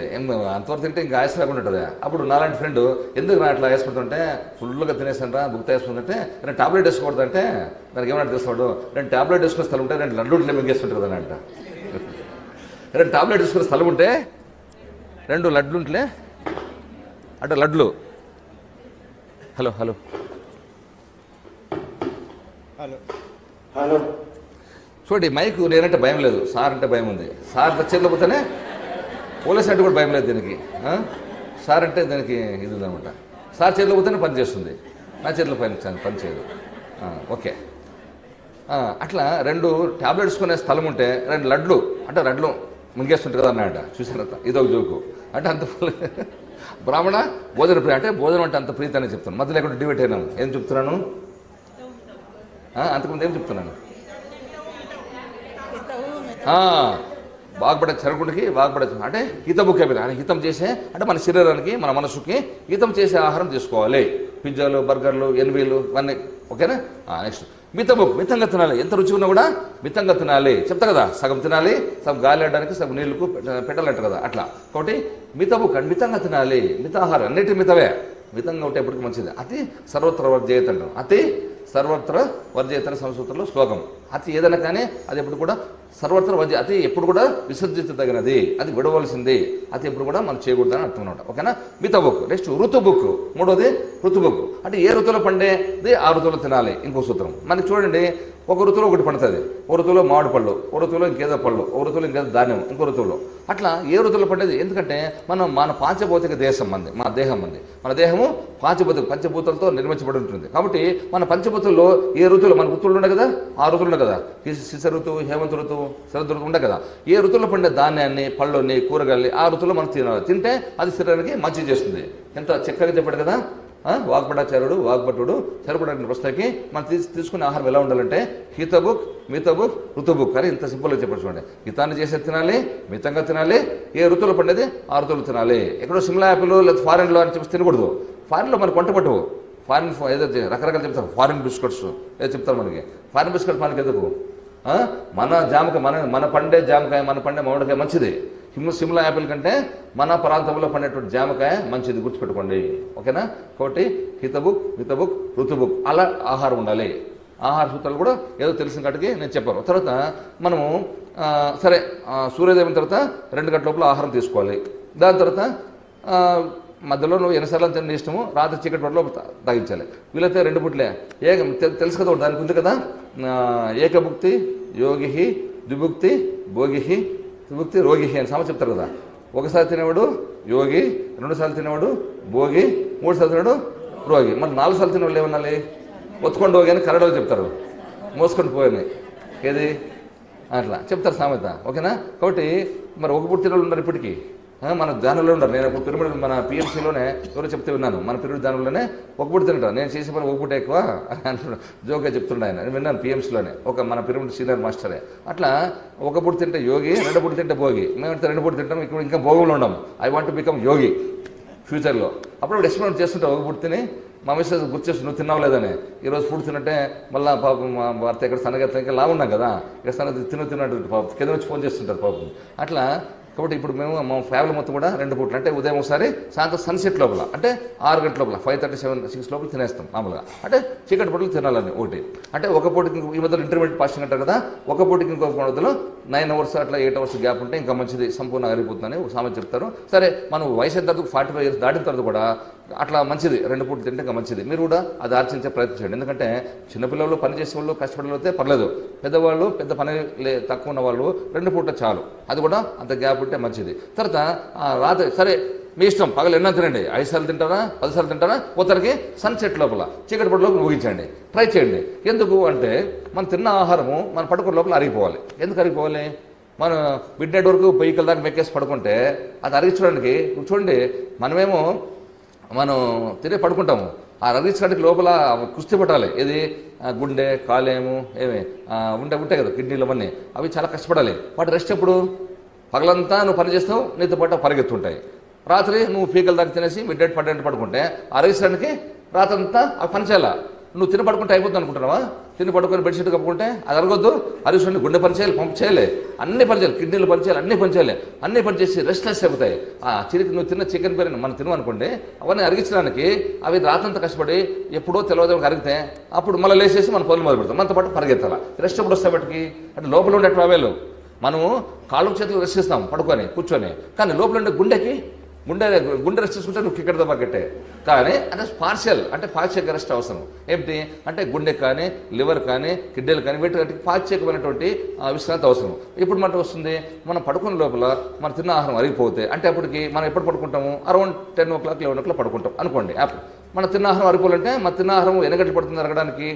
అప్రాక్సిమేట్గా 3 నుంచి 4 గంటలు పడుతుంది అనుకుందాం. కాబట్టి మనం 6 గంటల లోపు తినేస్తే మనం 10 గంటలు పడుకుంటే పడుకున్న లోపల అరిగిపోతాయి కదా. అరిగిపోతే లోపల ఉండే అవయవాలు అంటే గుండె, కాలేయము, కిడ్నీలు ఇవన్నీ రెస్ట్ తీసుకుంటాయి లేదా? తీసుకుంటే చెప్పండి. ఆ రెస్ట్ తీసుకుంటే అంటే పాశ్చకమైన రెస్ట్, అంటే పాశ్చకమైన విశ్రాంతి తీసుకుంటే ఉదయం ఎనర్జీగా పనిచేస్తుంది. అర్థమైందే? కాబట్టి ఆ లోపల ఉండే అంతర్గత అవయవాలకి రెస్ట్ ఇవ్వడానికి కోసము మనము తిన్న ఆహారము మన పడుకున్న లోపల అరిగిపోతే అవి అప్పుడు వచ్చి మనతో పాటు ఎక్స్టర్నల్ పార్ట్స్తో పాటు ఇంటర్నల్ పార్ట్స్ కూడా రెస్ట్ తీసుకొని ఉదయమే ఎనర్జీతో తయారవుతాయి.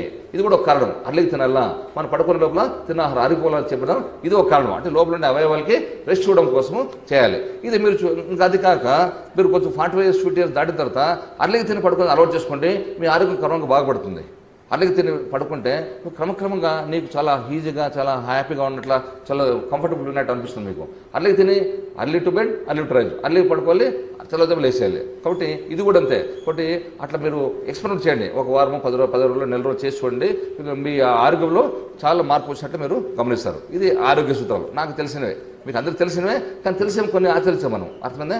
ఇది ఆరోగ్య సూత్రాలు. నెక్స్ట్ మన అందరూ తల్లిదండ్రులు పిల్లల్ని ఎలా పెంచాలి, ఎలా మనం వాళ్ళతో మెస్సలాలి, దాని గురించి నాకు తెలిసిన, ఎందుకంటే నా చేతితో ఎన్నో సూసైడ్, నేను పోలీస్ ఆఫీసర్గా ఎన్నో సూసైడ్ చూశాను. మనం ఏంటి మన పిల్లోళ్ళు ఎవరు పిల్లోళ్ళు సూసైడ్ చేసుకోవడానికి సగం కారణము మన తల్లిదండ్రులమే, మనమే. సగము ఈ చైతన్య నారాయణ లాంటి విద్యాసంస్థలు. ఎలా మనం ఏం చెప్పున్నా, మన విపరీత ప్రెజర్ బిల్డప్ చేస్తాం. సృష్టిలో ఏది సమానం కాదని ఇంతకుముందు చెప్పాం కదా. ఎవరి పళ్ళు యూనిక్. ఇప్పుడు ఒకడు చదువులో మంచి దిట్ట అయితే, ఇంకోటి ఇంకేదో స్పోర్ట్స్ దిట్ట అవుతాడు, ఇంకోటి ఇంకేదో ఉంటుంది. అంటే ప్రతి మనిషికి దేవుడు ఏదో ఒక కళ ఇచ్చుంటాడు. మనం గుర్తించి అందరూ ఐఏఎస్ ఆఫీసర్లు అయితే, క్రికెటర్స్ ఎవరు అవుతారు, అథ్లెట్స్ ఎవరైతారు, ఇంకేదో ఎవరైతారు. అర్థమైందా?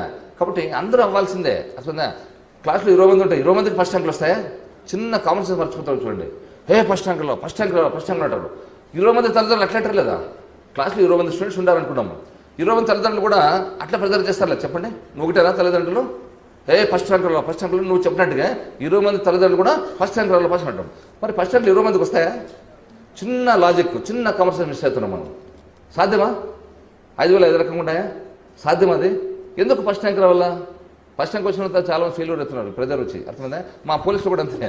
అర్థమైందా? చాలా మంది ఫస్ట్ వచ్చేసి అందులో చాలా ఫీల్డ్లో ఫెయిల్యూర్ అవుతున్నారు. అర్థమైందా? కాబట్టి ఎప్పుడు కూడా ఫస్ట్ అయినా అనుకోకూడదు. అర్థమైందా? కాబట్టి ఫస్ట్ మనం సగం బిల్డప్ చేస్తాం, ప్రెజర్ బిల్డప్ చేస్తాం మన పిల్లలకి. ఫస్ట్ అవ్వాలా ఎందుకంటే కంపారిజన్.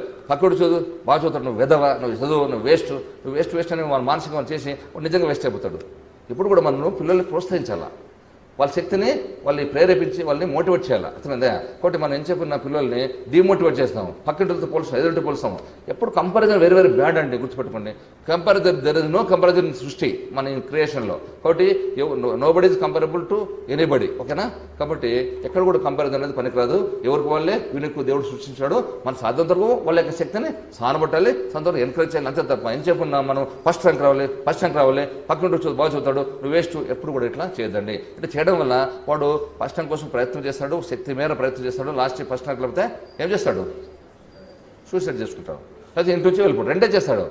మనం ఏదో తిడితే కొడితే ఇంకేదైనా ప్రెజర్ బిల్డప్ చేస్తే ఇంటి నుంచి అలిగి వెళ్ళిపోతాడు, అది మనకి దుఃఖము, టెన్షన్. వాడు ఏం చేసుకుంటాడని, లేదా సూసైడ్ చేసుకుంటాడు. కాబట్టి సగం కారణము మన తల్లిదండ్రులే. దయచేసి మీ పిల్లల్ని మీరు వాళ్ళ శక్తి ఎంత ఉంటుంది, మీరు మాత్రం ఎంత మేధావులా, మీరేం మేధావులు కాదు, వాళ్ళు మాత్రం ఫస్ట్ ర్యాంక్ రావాలంటే అంటారు. కాబట్టి మనకి ఎంత ఉంటే అంత వస్తుంది, విత్తనం ఎంత ఉంటే చెట్టు అంతే వస్తుంది. కాబట్టి మనం ఎంత చూసుకోవాలి, మనం ఎంత మేధావులు. నేను ఎప్పుడు మా పిల్లలకి ఇప్పుడు ప్రెజర్ బిల్డప్ చేయాలి. కాబట్టి మనము వాళ్ళని ఎంకరేజ్ చేయాలా, ఉన్న శక్తిని ఎంకరేజ్ చేయాలా. రెండోది కాబట్టి అట్లా మనం చేయదు. అట్లే ఈ నారాయణ చైతన్యలో కూడా వాళ్ళు విపరీతమైన అందుకనే నారాయణ చైతన్యలో ఎప్పుడు మొదలు మాన్పించేశాను. విపరీతం ప్రెజర్ బిల్డప్ చేస్తారు. కాబట్టి ఈ నారాయణ చైతన్య విద్యాసంస్థలు మా తల్లిదండ్రులు మనమే ఈ పిల్లలకి సూసైడ్కి కారణము. కాబట్టి పిల్లలు ఎప్పుడు కూడా ప్రెజర్ బిల్డప్ చేయదండి, కంపారిజన్ ఎప్పుడు కూడా చేయొద్దండి ఎప్పుడు కూడా. కాబట్టి ఎవరు కూడా కంపారిజన్ కాదు, ఎవరికి వాళ్ళే దేవుడు యూనిక్ అనమాట. వాళ్ళు ఎంత శక్తి ఉంటే అంత, ఒకరు ఒక చదువులో, ఒకరు స్పోర్ట్స్లో, ఒకరు ఇంకో ఆర్ట్లో, ఒకరు ఇంకేదో డ్రాయింగ్లో, ఏదో దాంట్లో ప్రవేశం ఉంటుంది. ఇప్పుడు చూడండి, మన ఎంతోమంది ఫేమస్ ఒక రంగంలో ఒకరు ఆడిస్తారు అట్లనే. మరి సచిన్ టెండూల్కర్ క్రికెట్లో మేధావి పేరు, సునీల్ గవాస్కర్, సచిన్ టెండూల్కర్ అనుకుందాము. వాళ్ళు ఐఏఎస్ ఆఫీసర్తో పోల్చుకుంటామా? మరి ఐఏఎస్ ఆఫీసర్ ఐఏఎస్ మనం ఇప్పుడు ఎవరైనా స్టూడెంట్ కూడా ఫస్ట్ ఐఏఎస్ అంటాము. మరి ఐఏఎస్ఏ గొప్ప? ఐఏఎస్ కంటే ఎంతో ఉన్నత శిఖరాలు చేరడం లేరా? మరి ఎందుకు మనం అట్లా ఒకే దాంట్లో మనం ఐఏఎస్ అవ్వాలా? ఎంసెట్లో ఎంపీసీ తీసుకోవాలా? ఎంసెట్ ఎంపీసీ బైపీసీ, లేకపోతే ఐఐటీలో సీట్ రావాలా? ఇదంతా ఐఏఎస్ సీట్లు వచ్చే జీవనం ఉన్నారా ప్రపంచంలో? కాబట్టి మనం ఇటువంటి కంపారిజన్ లేకుండా పలానాదే రావాలా, పలానా ఇదే రావాలా అనుకోకుండా మనం వారి యొక్క ఇది మనం సానబెట్టి చేయాలి. తర్వాత పిల్లల్లో మనం ఇమేచ్యూరిటీతో వాళ్ళు ఏదో కోరుతారు. ఇది మా ఫ్రెండ్ విజయవాడలో చేరినాడు, నేను విజయవాడలో చేరతాను. మా ఫ్రెండ్ ఎంపీసీ చూసుకోడు, నేను ఎంపీసీ చూసుకున్నాను అంటారు వాళ్ళు. సరే, మనం ఏం చేయాలి? వాళ్ళు ఎప్పుడు కూడా నేను చెప్పినట్లు నీకేం తెలుసు అని అనుకుంటుంది. ఎప్పుడు కూడా మన పిల్లలు కూర్చోబెట్టుకొని వాళ్ళ సంప్రదింపులు శిఖరాలు జరపాలా. ఏమి అట్లా కాదు నాయన, సరే మీ ఫ్రెండ్ పరిస్థితి వేరు, నీ పరిస్థితి వేరు, మీ ఫ్రెండ్ కొన్ని ఐక్యూ వేరు, నీ ఫ్రెండ్ వేరు, మీ ఫ్రెండ్ యొక్క తండ్రి ఆర్థిక పరిస్థితి వేరు, మన ఆర్థిక పరిస్థితి వేరు. మనం ఎప్పుడు కూడా కంపేర్ చేసుకుందానా మనకుండే పరిస్థితి, మనకు రేపొద్దున మనకి ఎంపీసీ ఉపయోగమా, ఎంబీబీఎస్ ఉపయోగమా, ఇంజనీరింగ్ ఉపయోగమా తెలియదు కదా. మన ప్రొఫెషన్ వాళ్ళ వ్యాపారస్తుడు అనుకో వాడు వ్యాపారం అనుకూలం మనకు. ఫర్ ఎగ్జాంపుల్ అట్లా మన పరిస్థితి తగ్గట్టుగా, మన కుటుంబ పరిస్థితి, మన కుటుంబ నేపథ్యం తగ్గట్టుగా మనం నిర్ణయం తీసుకున్నాను. అట్లా అని చెప్పేసి వాళ్ళకి మంచి కన్విన్స్ చేయాలా. ఎప్పుడు కన్విన్స్ చేస్తే వింటాడు. అంటే నేను చెప్పినట్లు నేను బైబిల్స్ తీసుకో అని అనకూడదు. మనం కూర్చొని పెట్టి, సరే నువ్వు బైబిల్స్ అంటావు, నేను ఎంపీసీ అంటాను, నువ్వు విజయవాడ అంటావు, నేను ఇంకేదో హైదరాబాద్ అంటాను. సరే విజయవాడ బెటరా, హైదరాబాద్ బెటరా? చర్చలు చెప్పండి, శిఖరాగ్ర చర్చలు పిల్లలతో చర్చలు జరపాలా. అసలు పిల్లలతో టైం స్పేర్ చేయాలి. మీరు ఎంతమంది పిల్లలతో స్పేర్ చేస్తున్న టైము? అసలు పిల్లలు ఏం చేస్తున్నారు, వాళ్ళ అభిరుచులు ఏమిటి, వాళ్ళు సరిగా క్లాస్ పోతున్నారు లేదా, ఎప్పుడైనా స్కూల్ పోయారా, ఎప్పుడైనా కాలేజ్ పోయారా, క్లాస్ వచ్చారో హెడ్ మాస్టర్ విచారించారా, మీ పిల్లలు సక్రమంగా వస్తున్నాడా, మా పిల్లడు బిహేవియర్ ఎలా ఉంది క్లాస్ రూమ్లో, వాడు బాగా చదువుతున్నాడా, బాగా వింటున్నాడు లేదా అని ఎప్పుడైనా విచారించారా? మనకు అంత టైం ఉండదు. అసలు ఉరుకులో పరుగులు ఎవరికి వారే ఏమన్నా తీరే. కాబట్టి పిల్లల గురించి టైం స్పేర్ చేయండి, పిల్లలతో కూర్చోండి, పిల్లలతో కలిసి భోంచేయండి. నేను ఎప్పుడు కూడా నా ఉద్యోగం అయిపోతేనే ఫస్ట్ ఫ్యామిలీకి టైం పెట్టేస్తాను. ఫ్యామిలీతో కలిసి భోంచేయడానికి, ఒక గుడికి పోవడానికి, ఒక సినిమాకి పోవడానికి. సినిమా చాలా తక్కువ లేండి ఎప్పుడు, కానీ ఫ్యామిలీతో నాకు టైం దొరకాలో ఫ్యామిలీతో గడపడానికి టైం చేస్తాను. కాబట్టి ఫ్యామిలీతో గడపండి. నేను అబద్ధం చెప్తుంటే నేను బయట పెద్ద మా ఫ్యామిలీ అడగండి, పర్లేదు, మీరు టెస్ట్ చేసుకోవచ్చు. నేను అబద్ధం చెప్పడం లేదు. కాబట్టి నేను ఫ్యామిలీతో ఎక్కువ టైం గడుపుతాను. నాకు ఉద్యోగం పెద్ద నా పోలీస్ ఉద్యోగం సూట్ అవుతుందని వచ్చేసాను లూప్ లైన్కి. కాబట్టి ఎక్కువ నేను ఫ్యామిలీతో టైం స్పెండ్ చేస్తాను. అట్లనే కాబట్టి మీ పిల్లలతో ఫ్యామిలీతో గడపండి, ఫ్యామిలీతో కూర్చొని భోంచేయండి కలిసి.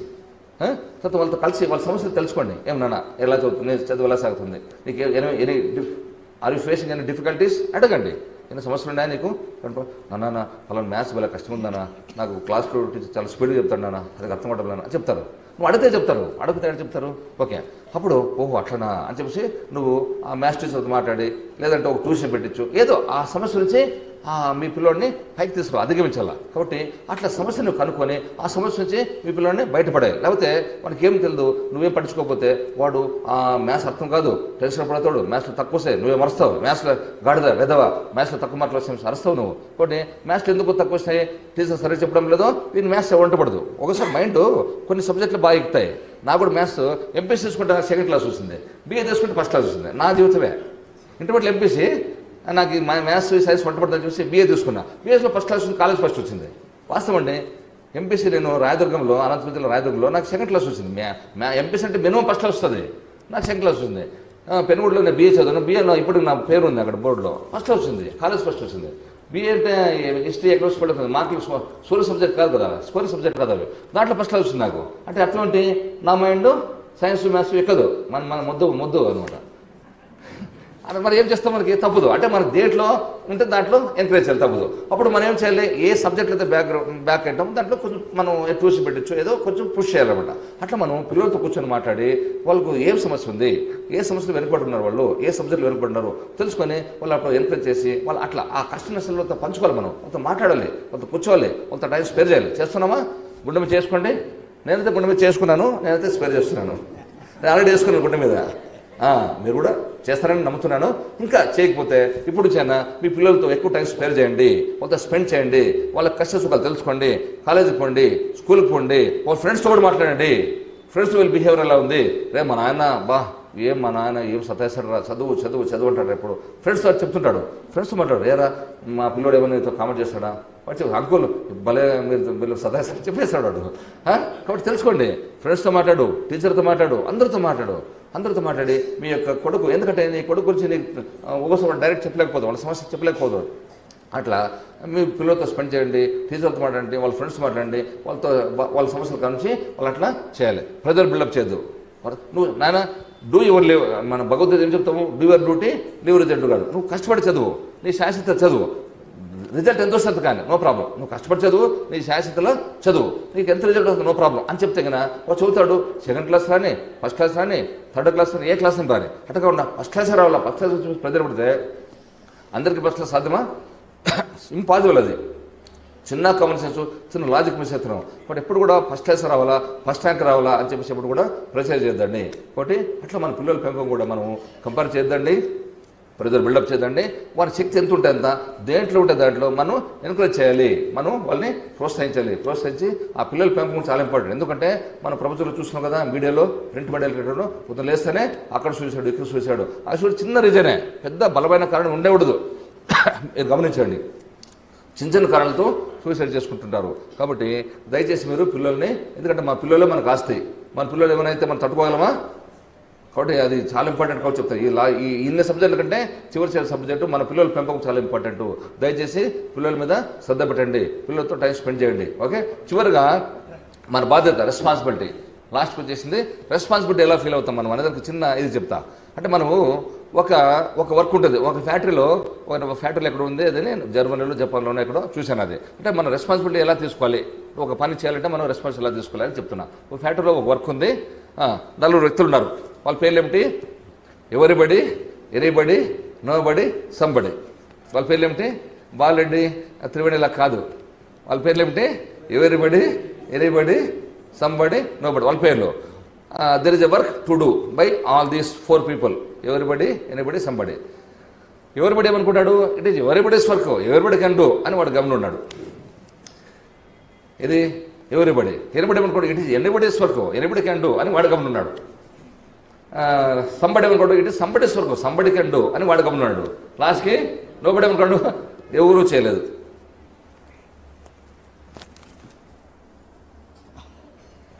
అర్థమైందా మీకు? ఎవరిబడి అనుకున్నాడు, it is everybody's work, everybody can do అని వాడు గమనం ఉన్నాడు. దీనికంటే ముందు ఇంకో చిన్న విషయం చెప్పాలి. ఒక ఊరిలో ఒక సాధు వచ్చాడు. సాధు వచ్చి ఊరు బట్టి ఒక అభిషేకం చేస్తాను, అభిషేకం చేయడంలో మీకు అంత మంచి జరుగుతుంది, ఇక్కడ మీరంతా వచ్చేటప్పుడు తల ఒక చెప్పులు పాలు తీసుకురండి అని చెప్పాడు. పాలు అభిషేకం పాలు కావాలి కదా, ఓ డ్రమ్ పెట్టాడు అక్కడ. మీరంతా వచ్చేసి మనమంతా అతి ఆలోచిస్తాం కదా, అతి తెలియదు ఎట్లెక్కు మనకు, ఓకేనా?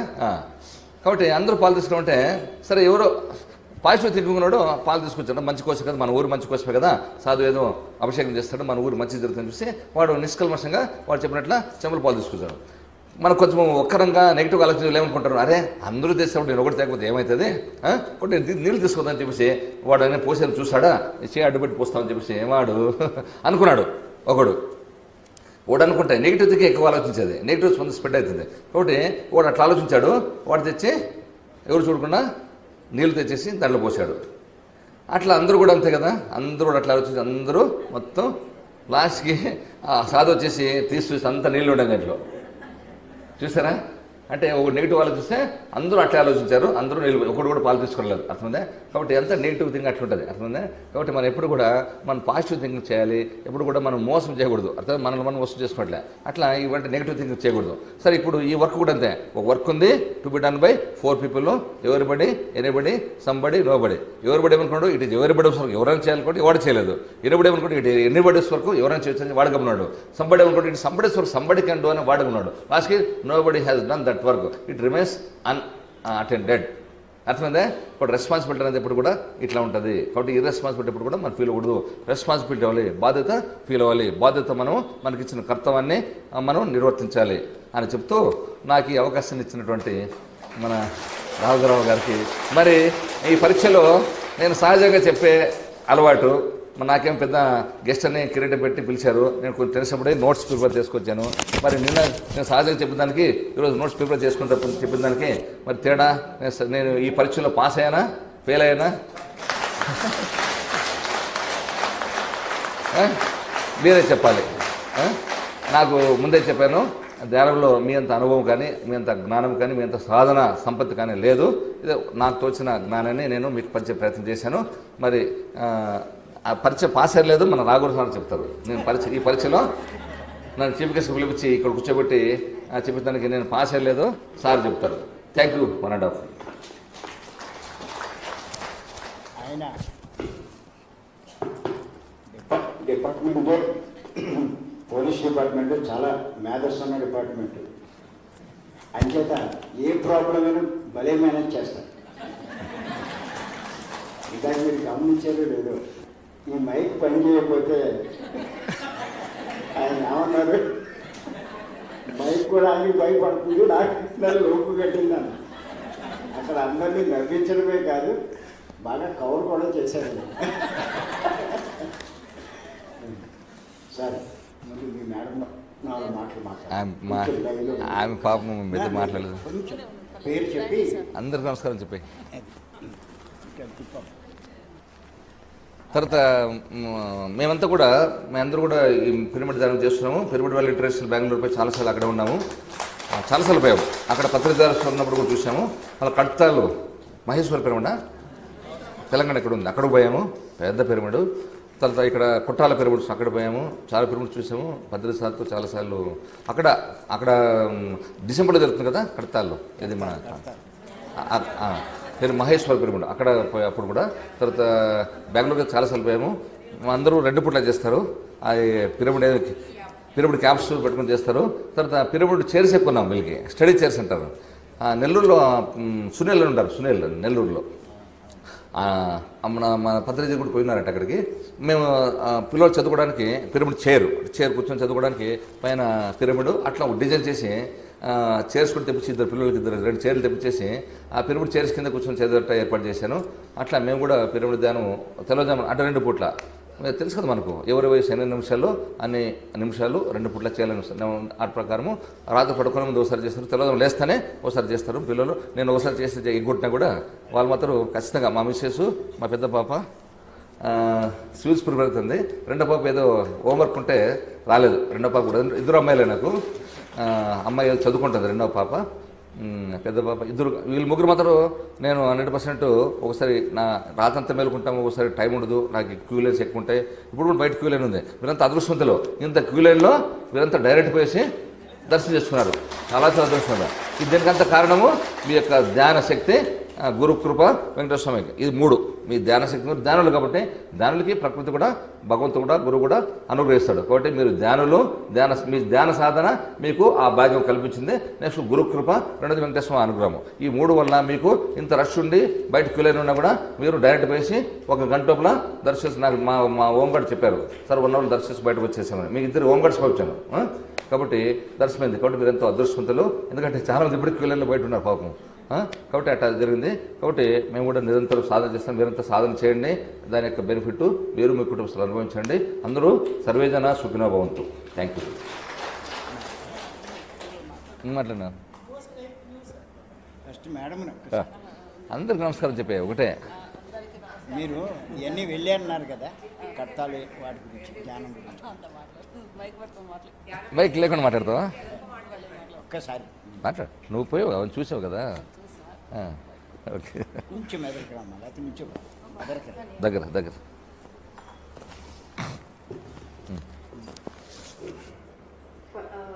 అందరికీ నమస్కారం. నా పేరు యశస్విని. మా నాన్న ఇన్ని ఎగ్జాంపుల్స్ చెప్పేదాన్ని నేను ఏం మాట్లాడినా బోర్గా ఉంటుంది. ఆఫ్కోర్స్ నాన్న ఒక చిన్న example, learn from your mistakes అని. సో నేను ఇంటర్లో హైదరాబాద్లో, ఆబ్వియస్లీ ఇంకా హాస్టల్లోనే ఉంటారు కాబట్టి హాస్టల్లో ఉన్నాను. బేసిక్లీ ఫ్యామిలీ అంతా వెజిటేరియన్స్. నా ఫ్రెండ్స్ ఇన్ఫ్లుయెన్స్ వల్ల ఆబ్వియస్లీ ఉంటుంది. సో చికెన్ తిను అని చాలా ఇన్ఫ్లుయెన్స్ చేశారనమాట. సో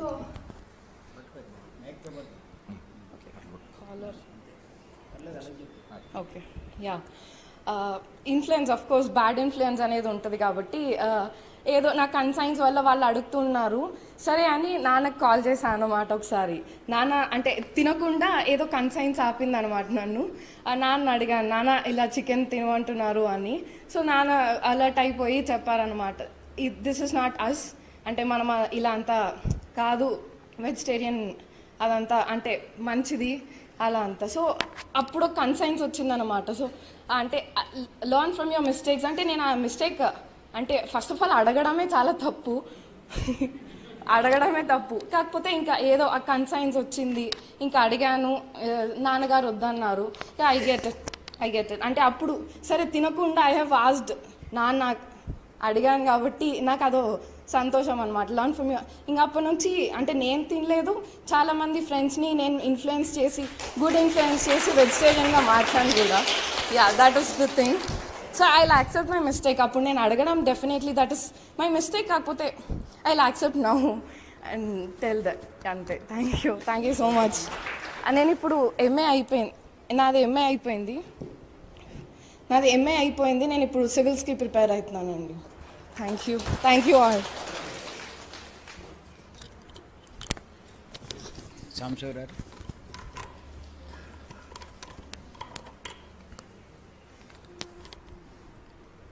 సారు ఇంతకు ముందే చెప్పినారు 4 పార్ట్నర్స్ అని.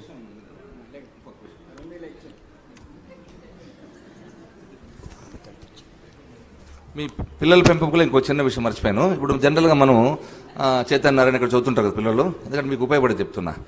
జనరల్గా మన పిల్లలు ఏం కంప్లైంట్ చేస్తారు? అకామిడేషన్ బాగాలేదు, ఫుడ్ బాగాలేదు, అంతే కదా. ఇవి 2 ఫస్ట్ కంప్లైంట్స్. వాళ్ళకి మనం ఏది కూడా మనకు వాళ్ళు బాగా రియలైజేషన్ చేసి చెప్పాలన్నమాట. మనం ఓర్పు సహనంతో మంచిగా దాన్ని చెప్పాలన్నమాట మనం. కాబట్టి తర్వాత ఎప్పుడు కూడా కంఫర్టబుల్ ఇవ్వకూడదు, డిస్కంఫర్టబుల్. మా పాపకు ఇప్పుడు కూడా ట్రైన్ ఎక్కువ, బస్సు ఎక్కువ, ఇప్పుడు కూడా నేను సీఏ అని చెప్పి ఎప్పుడు కార్ చేయాలి, ఇప్పుడైతే డిఎస్పీ అని ఎప్పుడు కూడా కార్ చేయాలి. బస్సు పోవడము సింగిల్గానే, బస్సుకు పోవడము, ట్రైన్కి పోవడం ఒకటే. అక్కడ కూడా 5 రోజులు సిటీ బస్ ఎక్కి లగేజ్ 2 భుజాలు లగేజ్ వేసుకుని సిటీ బస్ ఎక్కువ దిగుతుంది. అంటే ఎందుకు ఇదంతా చేశానంటే డిస్కంఫర్ట్ కూడా, ఎప్పుడు కంఫర్టే, ఎప్పుడు సుఖమే కాదు, డిస్కంఫర్ట్ కష్టాలు కూడా మనం ఫేస్ చేయాలి. ఫేస్ చేసేప్పుడు రేపొద్దున కస్టమర్స్ కూడా తట్టుకోగలుగుతాం. మనం ఎప్పుడు కార్ రన్ చేసి హ్యాపీగా పంపించవచ్చు, కానీ ఎప్పుడు అనుకోకుండా కార్ పంచర్ అయింది, ఇంకేదో అయింది, ఎప్పుడు ఏం చేస్తాం? కాబట్టి మనం ఎప్పుడు కూడా కష్టాన్ని, డిస్కంఫర్ట్, అసౌకర్యాన్ని మనం ఫేస్ చేయాలి. అందుకని నేను ఎప్పుడు కూడా కింద కూర్చొని ఫోన్ చేయడం ఇవన్నీ కూడా నేర్పించాను నేను అన్నీ. అంటే తర్వాత హాస్టల్ బాగలేదు, ఫుడ్ బాగలేదు. జనరల్గా మా పిల్లలు కూడా ఫస్ట్ ఇంటర్మీడియట్లో చేసి చెప్పారు. చెప్తే నేను ఒక బీసీ హాస్టల్కి పిలిచిపోయాను, ఎస్సీ హాస్టల్కి పిలిచిపోయి అక్కడ అకామిడేషన్ బాగలేదు కదా, ఇక్కడ అకామిడేషన్ ఎలా చూడండి, అక్కడ కనీసం మినిమం సౌకర్యం ఉంటుంది. ఇక్కడ చేపలు వేసుకుని కింద పడుకుంటారు. సరే, అక్కడ ఫుడ్ బాగాలేదు, ఇక్కడ ఎట్లా బాగుంది. నేను వాళ్ళకి అంత అమౌంట్ ఇచ్చి వాళ్ళతో ఆ భోజనం టేస్ట్ చేయించాను. భోజనం ఎలా ఉంది, అక్కడ భోజనం బాగుంది, ఇక్కడ బాగుంది. అసలు అక్కడికి నక్కకి నాగులో తేడా ఉందన్నా, అసలు కంపారిజన్ లేదు. చూసారా? ఇప్పుడు అంటే మనకు చెప్తే అర్థం కదా, నువ్వు ఉన్నది సర్దుకోవాలా, అట్లా చేసుకోవాలి, అట్లా చెప్తే అర్థం కాదు. వాళ్ళకి ప్రాక్టికల్ చూపించాలా, అంటే లైవ్ ఎగ్జాంపుల్ చూపించాలా. కాబట్టి మరి బీసీ హాస్టల్ ఎట్లా ఉంది, ఎస్సీ హాస్టల్ ఉంది, వాళ్ళ ఫుడ్ ఎలా ఉంది, వీళ్ళ అకామిడేషన్ ఉంది చూపించాను. చూపిస్తే ఇంకా అప్పుడు అకామిడేషన్ బాగాలేదు, ఫుడ్ బాగాలేదు ఎప్పుడు చెప్పలేదనమాట. అట్లా మనం చూపించాలి. రెండోది, కనీసం మీకు చెప్పడానికి నోరు ఉంది, చెప్పుకోవడానికి తల్లిదండ్రులు ఉన్నాం, చెప్పుకుంటున్నారు. ఒక అనాథాశ్రమాన్ని పిలిచిపోయాను ఆర్ఫనేజ్కి. వాళ్ళు ఎలా ఉన్నారు చూడండి, వాళ్ళ అసలు చెప్పడం మీరైనా చెప్పుకోవడం తల్లిదండ్రులు ఉంటాం, మేము చెప్పుకుంటున్నారు. వాళ్ళు తల్లిదండ్రులు లేరు, వాళ్ళు ఎవరు చెప్పుకుంటారు అని చెప్పేసి వాళ్ళు ఇంటర్వ్యూ కూడా చేశాను. వాళ్ళు చెప్తూ మాట్లాడుతూ కళ్ళు నీళ్ళు వచ్చేసి వాళ్ళకి అట్లా హృదయం ద్రవించిపోయింది. అట్లా కాబట్టి మన దేవుడు అన్నీ ఇచ్చాడు, మనకి ఏదో లేదని గురించి చిన్నపిల్లలకి మెచ్యూరిటీ లేదు అనుకుంటారు. మనము సరే పిల్లలు అయితే తెలియదు కాబట్టి అడుగుతారు, ఫుడ్ బాగాలేదు, అకామిడేషన్ బాగాలేదు, అది లేదు ఇది లేదు అని. కానీ మనకు అన్నీ ఉంటాయి కానీ ఇంకేదో లేని దాని గురించి ప్రాకులాడతాం.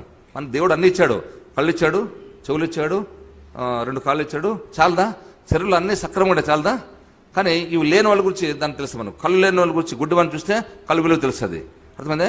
చెవిటి వాడిని చూస్తే చెవుల విలువ తెలుస్తుంది, మూగవాడిని చూస్తే మన యొక్క దాని విలువ తెలుస్తుంది, చేతులు లేని వాళ్ళు చూస్తే చెవులు తెలుస్తుంది. మొన్నటి వరకు ఒక ఐఏఎస్ ఆఫీసర్ ఉండే ఇక్కడ తిరుపతి మున్సిపల్ కమిషనర్ గిరీష్ అని, కర్ణాటక ఆయన చిన్నప్పుడు ఎప్పుడు షాక్ వచ్చి అదేదో కరెంట్ షాక్ తగిలేసి చేయి తీసేసానికి. ఆయన ఐఏఎస్ ఆఫీసర్ కష్టపడి ఆయన చూసినప్పుడంతా నాకు అనిపించేది అరే నేను చేసి. కాబట్టి చేయి విలువ చేయలేను తెలుస్తుంది, కాలు విలువ కుంటుకుంటూ చేతులతో నడుచుకుంటూ పోతుంటాడు కొంతమంది, ఆ కాలు విలువ తెలుస్తుంది. కాబట్టి ఈ అవయవాల చూసిన తర్వాత మనకి ఇప్పుడు అన్నీ ఉన్నాయి, అది లేదే ఇది లేదే, పక్కన బంగ్లా ఉంది నాకు లేదే, కారు ఉంది నాకు లేదు అనుకుంటాము. అవి చూస్తే వాడేమనుకుంటాడు, నాకు ఈ కళ్ళు ఉంటే చాలు, నాకు ఏం అవసరం లేదు, నాకు దేవుడు నాకు ప్రపంచాన్ని చూసే అవకాశం లేకుండా పోయింది నాకు. ఈ కలర్ఫుల్ ప్రపంచాన్ని, మంచి ప్రకృతిని చూసే అవకాశం దేవుడు కూడా చూడలేకపోతున్నాను, నాకు కళ్ళు నుండి చాలా ఏమనుకోలేదు అంటాడు. కాబట్టి మనం అన్నీ ఉండి ఇంకేదో లేదనుకుంటాం. కాబట్టి మనకు మనకి ఇన్విజిబుల్ బ్లెస్సింగ్స్ అంటాయి. దేవుడు మనకి ఇచ్చినటువంటి, కనిపించినటువంటి, మనం గుర్తించినటువంటి బ్లెస్సింగ్స్ ఇవి, అర్థమైందా? కాబట్టి మన శరీరంలో అన్ని అవయవాలు ఉంటే చాలు. కాబట్టి ఈ సంతృప్తి మించిన సంపదలు అంటాం. కాబట్టి మనం ఫస్ట్ మన దగ్గర ఉన్నటువంటి దేవుడు ఇచ్చినటువంటి గుర్తించాలి, for which we should thankful to God అనమాట. మన పిల్లలు కూడా ఆ విధంగా రిలేట్ చేయాలి. చూడన్నా, మనం ఏదో అదే మరీ చైతన్య నారాయణ అట్లా స్కూల్ మరీ అంత వర్షకం ఉండదు, కానీ బీసీఎస్లో ఎస్సీఎస్లో ఎలా ఉంటుంది చూడండి. కాబట్టి వీళ్ళకంటే బెటరే కదా. కాబట్టి రెండవది, సరే అక్కడ వంట బాగాలేదంటావు, సరే అమ్మ చేతి వంట కేంబ్రిడ్జ్ ఆక్స్ఫర్డ్ యూనివర్సిటీలో పోయినా కూడా అమ్మ చేతి వంటలా ఉంటుందా? ఉండదు, ఇంపాసిబుల్. మరి అమ్మ చేతి వంట బాగుందనేది ఇంట్లో అమ్మ చేతి వంట తినుకుంటే ఇక్కడ ఉంటావా? ఉండలేవు. చదువుకోవాలని పోయి అట్లా కన్విన్సాలి మనం. కాబట్టి మనం చదువుకోవడానికి అన్నం పరబ్రహ్మ స్వరూపం, మనం బాగుందంటే బాగుంది, బాగాలేదంటే బాగాలేదు. ఇంకోటి కంప్లైంట్ ఏమిటి? ఇడ్లీ దోశ బాగుంటుంది, ఉప్మా పొంగల్ బాగుండదు. మా పిల్లలు జనరల్ అంతే కదా, మనం కూడా అంతే. అన్నం పరబ్రహ్మ స్వరూపం, మనకు అట్లా చేయాలి వాళ్ళకి. అన్నం పరబ్రహ్మ స్వరూపం, ఏదైనా కానీ అన్నమే. కాబట్టి అన్నీ కూడా ఇష్టంగా తినాలి, కష్టంగా తినకూడదు. అయిష్టంగా తినకూడదు, ఇష్టంగా తినాలి, అయిష్టంగా తినకూడదు. చదువు కూడా ఇష్టంగా చదవాలి, కష్టంగా చదువు. పట్టాభిషేకం చెప్పాడు కదా, కష్టంగా చదవకూడదు, ఇష్టంగా చదవాలి. అట్లా అయిష్టంగా తినకూడదు, ఇష్టంగా తినాలి. మనం ఏదైనా కానీ అన్నం పరబ్రహ్మ స్వరూపం అనే యొక్క భావనతోటి, అది పొంగల్ కానీ, ఇడ్లీ కానీ, ఉప్మా కానీ, వడ కానీ, అట్లా మనము అన్నం పరబ్రహ్మ స్వరూపం అనే యొక్క ఆ పవిత్ర భావనతోటి, పాజిటివ్ థింకింగ్ తోటి తీసుకుంటే బాగుంటుంది. ఉప్మా, పొంగలు అని అంటుకుంటే బాగుండదు. మ్యాథ్స్ నాకు ఇష్టం లేదు అంటే బాగుండదు. మ్యాథ్స్ ఇష్టం లేదు, తెలుగు ఇష్టము, సైన్స్ ఇష్టము, సోషల్ ఇష్టం లేదు, మరి ఇష్టంగా చదివితే ఫెయిల్ అవుతావు లేదా? అన్ని పాస్ అయితేనే కదా నువ్వు పై క్లాస్ పోతావు. ఒకటి ఇష్టమైన బాగా చదివే, ఇష్టమైన పక్కన పెడితే నువ్వు ఫెయిల్ అవుతావు. కాబట్టి అన్నింటిలో ఇష్టం పెంచుకోవాలి, ఇష్టం లేకపోయినా ఇష్టం పెంచుకోవాలి. ఆహార పదార్థాలు ఎలా అయితే కదా అన్నం పరబ్రహ్మ స్వరూపంలాగా తీసుకుంటాము, అట్లా అన్ని సబ్జెక్టులు అట్లా ప్రతిదానికి అయిష్టం అనేది కాకుండా అన్ని ఇష్టంగా మనం ఇష్టంగా చేసేది మనం నేర్చుకోవాలి. అట్లా పిల్లలు కూడా అట్లా నేర్పించాలి మనం. అట్లా నేను చెప్తాను పిల్లలకి, అట్లా చెప్తే వాళ్ళు రియలైజ్ అవుతారు. అట్లా కాకుండా నువ్వు మన కసిరేస్తే అరిస్తే అట్లా వాళ్ళ పిల్లల్లో కూడా ఆలోచన రెక్కించే విధంగా మనం అవన్నీ కూడా నేర్పిస్తే మనకు అప్పటి నుంచి హాస్టల్ బాగాలేదని కానీ, ఫుడ్ బాగాలేదని కానీ, డిస్కంఫర్ట్ ఉంది కానీ. ఒకసారి బస్సు చెడిపోయింది, హైదరాబాద్ నుంచి బస్సులో వస్తున్నారు, బస్సు ఎక్కడ మైదుగోదావరి కడప రోల్స్ మైదుగోదావరి చెడిపోయింది. 2.5 hours 2 hours 3 hours పట్టింది. మిగతా ఫ్రెండ్స్ అంతా వాళ్ళ తల్లిదండ్రులు ఫోన్ చేసి నాన్న యాగతం చేసేసారంట, బస్సు చెడిపోయింది అట్లా ఎట్లా అని చెప్పేసి ఏదో రకరకాల ఇవన్నీ నేను ముందే నేర్పిస్తాను పిల్లలకి. ఈ మెడిటేషన్ కావచ్చు, ఇట్లా పాజిటివ్ ముందే నేర్పించిన కాబట్టి హ్యాపీగా అక్కడ ప్రకృతి బాగా ఎంజాయ్ చేసుకుంటూ, అన్ని ప్రకృతి చూసుకుంటూ వచ్చేట్టుకు మెడిటేషన్ చేసుకుని హ్యాపీగా ఆ టైం అంతా కవర్ చేసింది అనమాట. మాకేం ఫోన్ చేయలేదు, ఏమి టెన్షన్ ఫీల్ అవ్వలేదు. మిగతా పిల్లలంతా బాగా టెన్షన్ ఫీల్ వేసి లాస్ట్కి నాన్న అంగమ చేసినంత చేసేసారు. అట్లా డిస్కంఫర్ట్ అంటే అట్లా డిస్కంఫర్ట్ వస్తాయి, మనకు కష్టం వస్తుంది, అసౌకర్యం వస్తుంది. వచ్చినప్పుడు మనం ఎంత ఓర్పు సహనంతో అది నువ్వెంత ఎగిరి గంతేస్తే మాత్రం బస్సు రిపేర్ అయిపోతుందా? అర్థమైందా? కాబట్టి మనం ఓర్పు సహనంతో ఉంటే అది బస్సు రిపేర్ తప్పుదు. అంతవరకు మనం వెయిట్ చేయాల్సిందే. కనీసం తల్లిదండ్రులు వచ్చి పికప్ చేసుకుని కడప నుంచి పోయి మైదుగో దగ్గర పోయి పికప్ చేసుకున్నాను, అంతవరకు వెయిట్ చేయాల్సిందే కదా. ఇట్ టేక్స్ 1 hour కదా. 1 hour నువ్వు ఓర్పు సహనంతో ఉండాల్సిందా? అక్కడ నుంచి మాట్లాడి ఫోన్ చేసి ఇంకా రానేదా నాన్న, తొందరగా పిలిచిపోరాను అట్లా అంటే అవుతుందా? అంటే దీనికి ఓర్పు సహనం కావాలి. అంటే ఫస్ట్ మనం ఓర్పు సహనం ఉంటే మన పిల్లలకి నేర్పిస్తాం. ఇవన్నీ కూడా నేర్పించాలి పిల్లలకి మనం. అర్థమైందా? కష్టాన్ని ఎలా ఫేస్ చేయాలి, ప్రాబ్లం ఎలా ఫేస్ చేయాలి, డిస్కంఫర్ట్ అసౌకర్యం ఎలా ఫేస్ చేయాలి, మనం కష్టం వచ్చినప్పుడు ఎలా తట్టుకోవాలి, ఎలా ఓర్పు సహనంతో దాన్ని అధిగమించాలి, ఇవన్నీ మనం నేర్పిస్తే రేపొద్దున మన పిల్లలు మన ప్రాబ్లం క్రియేట్ చేస్తారు, అంతే కదా. అర్థమైందా? కాబట్టి మనం పిల్లలు ఆ విధంగా మనం పాజిటివ్ పిల్లలు కూడా నేర్పించి మనం ఆదర్శంగా ఉండి వాళ్ళు ఆదర్శంగా పాటిస్తే అట్లా చేస్తే మనకు రేపొద్దున మన ఫ్యామిలీ హ్యాపీగా లీడ్ అవుతుంది అనమాట. ఇది చివరి పాయింట్, ఇది కూడా మిస్ అయ్యాను. నాకు తెలిసి I covered all the things. ఇవన్నీ మీరు నిత్య జీవితంలో మీరు మీ కుటుంబ సభ్యులంతా ఆచరించి లబ్ధి పొందాలని చెప్పేసి, మీరు మీ కుటుంబ సభ్యులంతా ఆయుర్వేద చల్లగొడాలని చెప్పేసి వెంకటేశ్వరాన్ని ప్రార్థిస్తూ ఇద్దరితో విరమిస్తున్నాను. Thank you. మరి హ్యూమర్తో మనల్ని అందరినీ, ఇప్పుడు నాకు కూడా భయపడట్లా,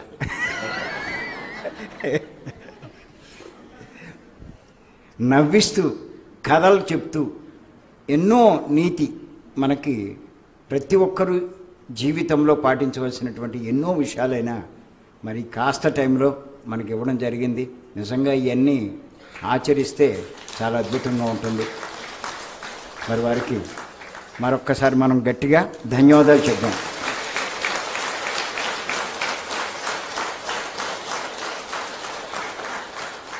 మరి ఆడవాళ్ళు ఎంత గొప్పవారు నేను చెప్పారు అయినా, మరి వారి మేడం కూడా ఒక్కసారి మనం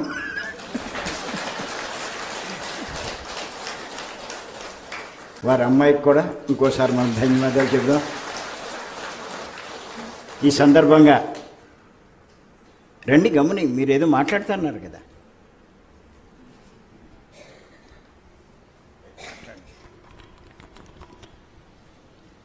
సార్ ఇంతకుముందే నలుగురు పార్ట్నర్స్ గురించి చెప్పినారు. ఆ నలుగురు పార్ట్నర్స్ అందరూ వాళ్ళు చేస్తారు, వీళ్ళు చేస్తారు, వీళ్ళు చేస్తారని ఎవరు ఏ పని చేయరు. కానీ సార్ నాకు నలుగురు పార్ట్నర్స్ అన్నమాట. నాకు సోదరుడు లాంటి వాళ్ళు వెంకట సుబ్బయ్య గారు, తర్వాత నా కుమారుడు ఒక ఫ్రెండు, తర్వాత మా శ్రీమతి. ఈ ప్రోగ్రాం చేయడానికి నాకు ఈ నాలుగు రకాలుగా సహాయం అటువంటి వారు అన్నమాట. ఈ నలుగురు ఫ్రెండ్స్ గురించి చెప్పేటప్పటికి నాకు ఈ నలుగురు గుర్తొచ్చినారు సార్.